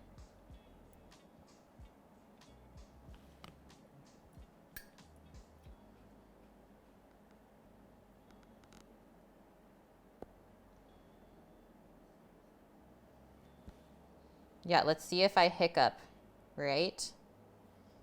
It's the true test. Honestly, I probably will.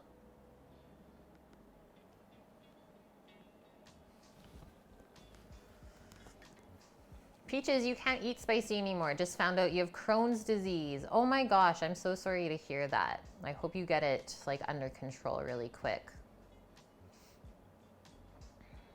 Wonder what a burrito would taste like with that flour mixture. With the tortilla, I think it would be awesome. Like you get the pliability of the wheat flour and then you still have the flavor of the corn.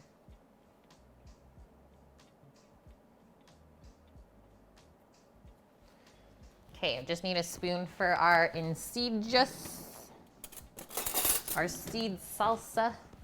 And I always like to give it a little stir. It's quite dense. I find that the pumpkin seeds like to hang out on top. So you can really see once we start stirring it where all the chili peppers are. It's all underneath.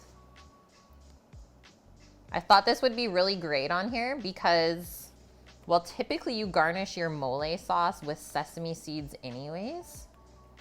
And basically everything that's in the insidious was in the mole. So it just really makes sense together. I was like, this is gonna be amazing. Okay, and then some green, a little pop. And here's the thing, guys, like tacos don't need a ton of stuff on them. You just wanna be sure that what you are putting on, well, is gonna complement everything on the plate, right?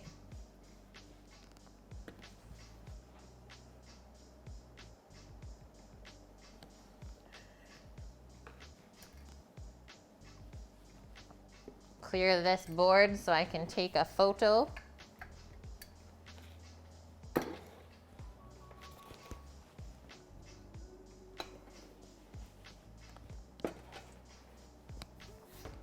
We got that. I'll do our little bowl of coleslaw for the side.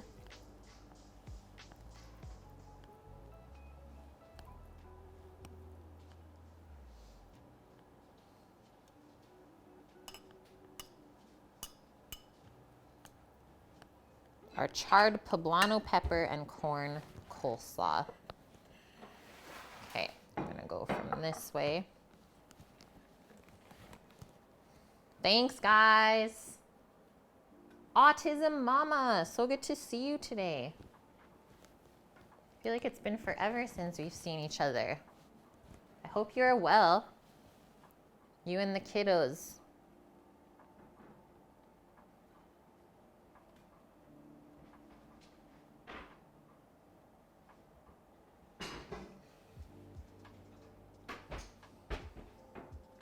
Yep.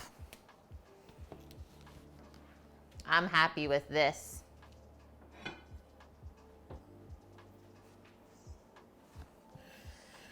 Slaw, get to the side. It's taco time.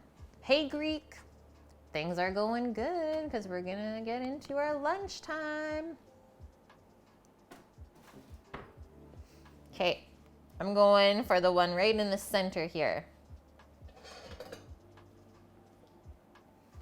One thing I was taught when I open or help to open a taqueria, you gotta do the pinch with the pinky out so that the juices don't run down your elbow. That's how you eat a taco. Pinky's out, pinch at the top.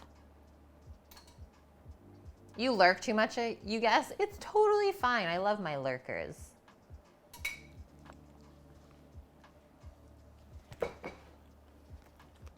Mmm.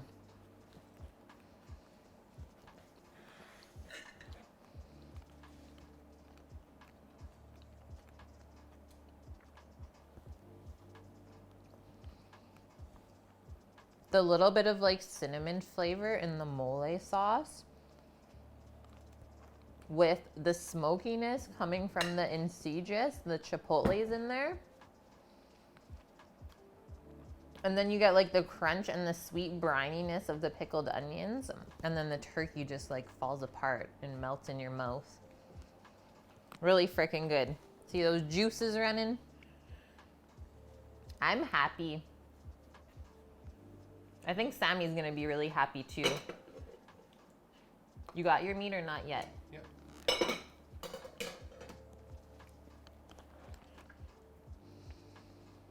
And for sure, I would say that the slaw, like a little bit of that on the bottom before the turkey would be so good too. Thanks, guys.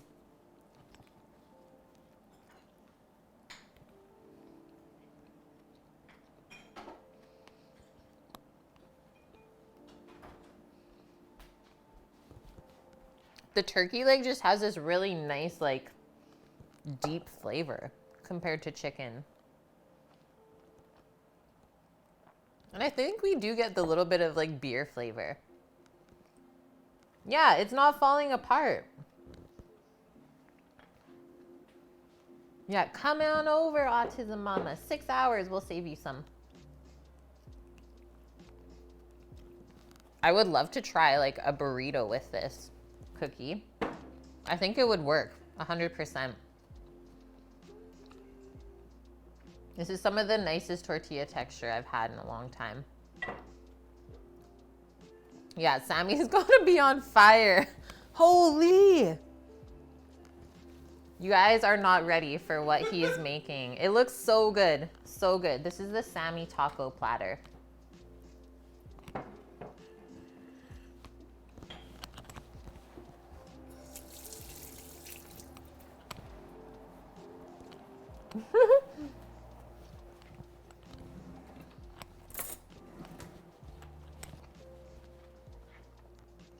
We need to get into this.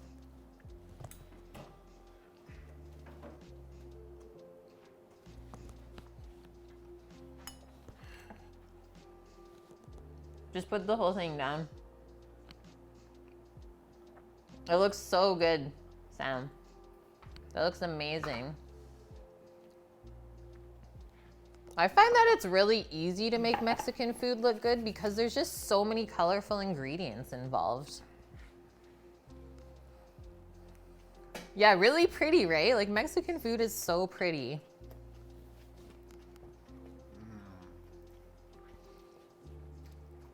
I thought this would be a really good combo. A mightier.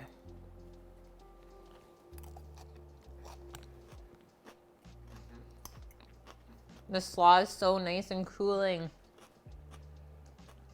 And the crunch.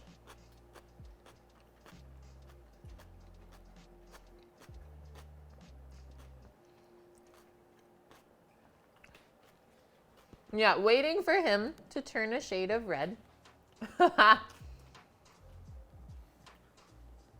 He put the zombie snot on this one, which is like a really spicy salsa verde. So it should go really nice. Jalapenos, there's like apples in there. Tomatillo, lime.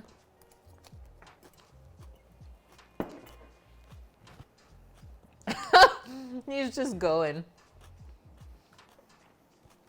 She's gotta go before she eats her phone. This is so much slaw.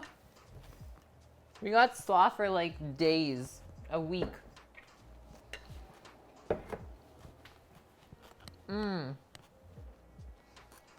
I'm gonna try this one. This is our homemade chipotle buffalo. Really mild compared to what Sam's going for right now. Yeah, I got a little bit of a dewy top lip here. Ah! Oh, the scorpion's probably so good with the mole. Holy mole. Woo!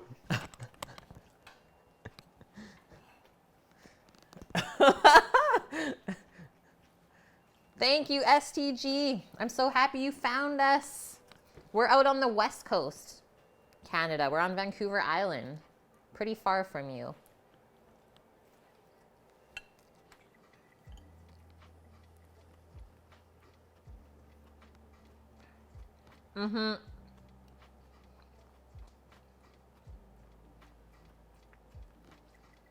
So good.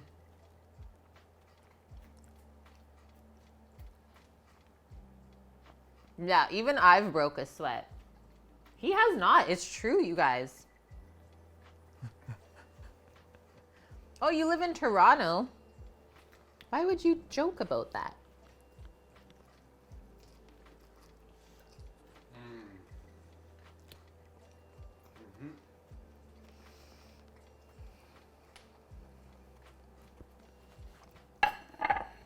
It's okay. We still love you.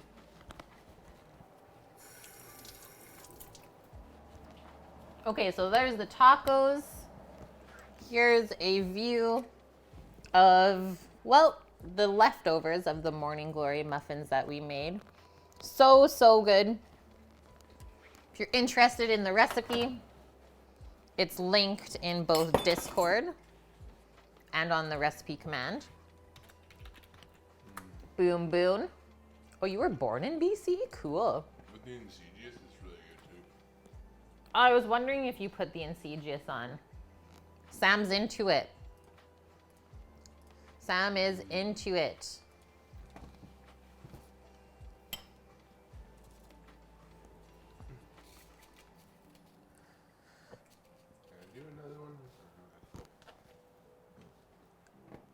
Is he full?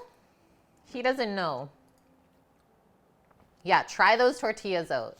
The only thing with that recipe, I found I needed a touch more masa than they called for. But that was it. Otherwise, everything turned out so well. Okay, guys.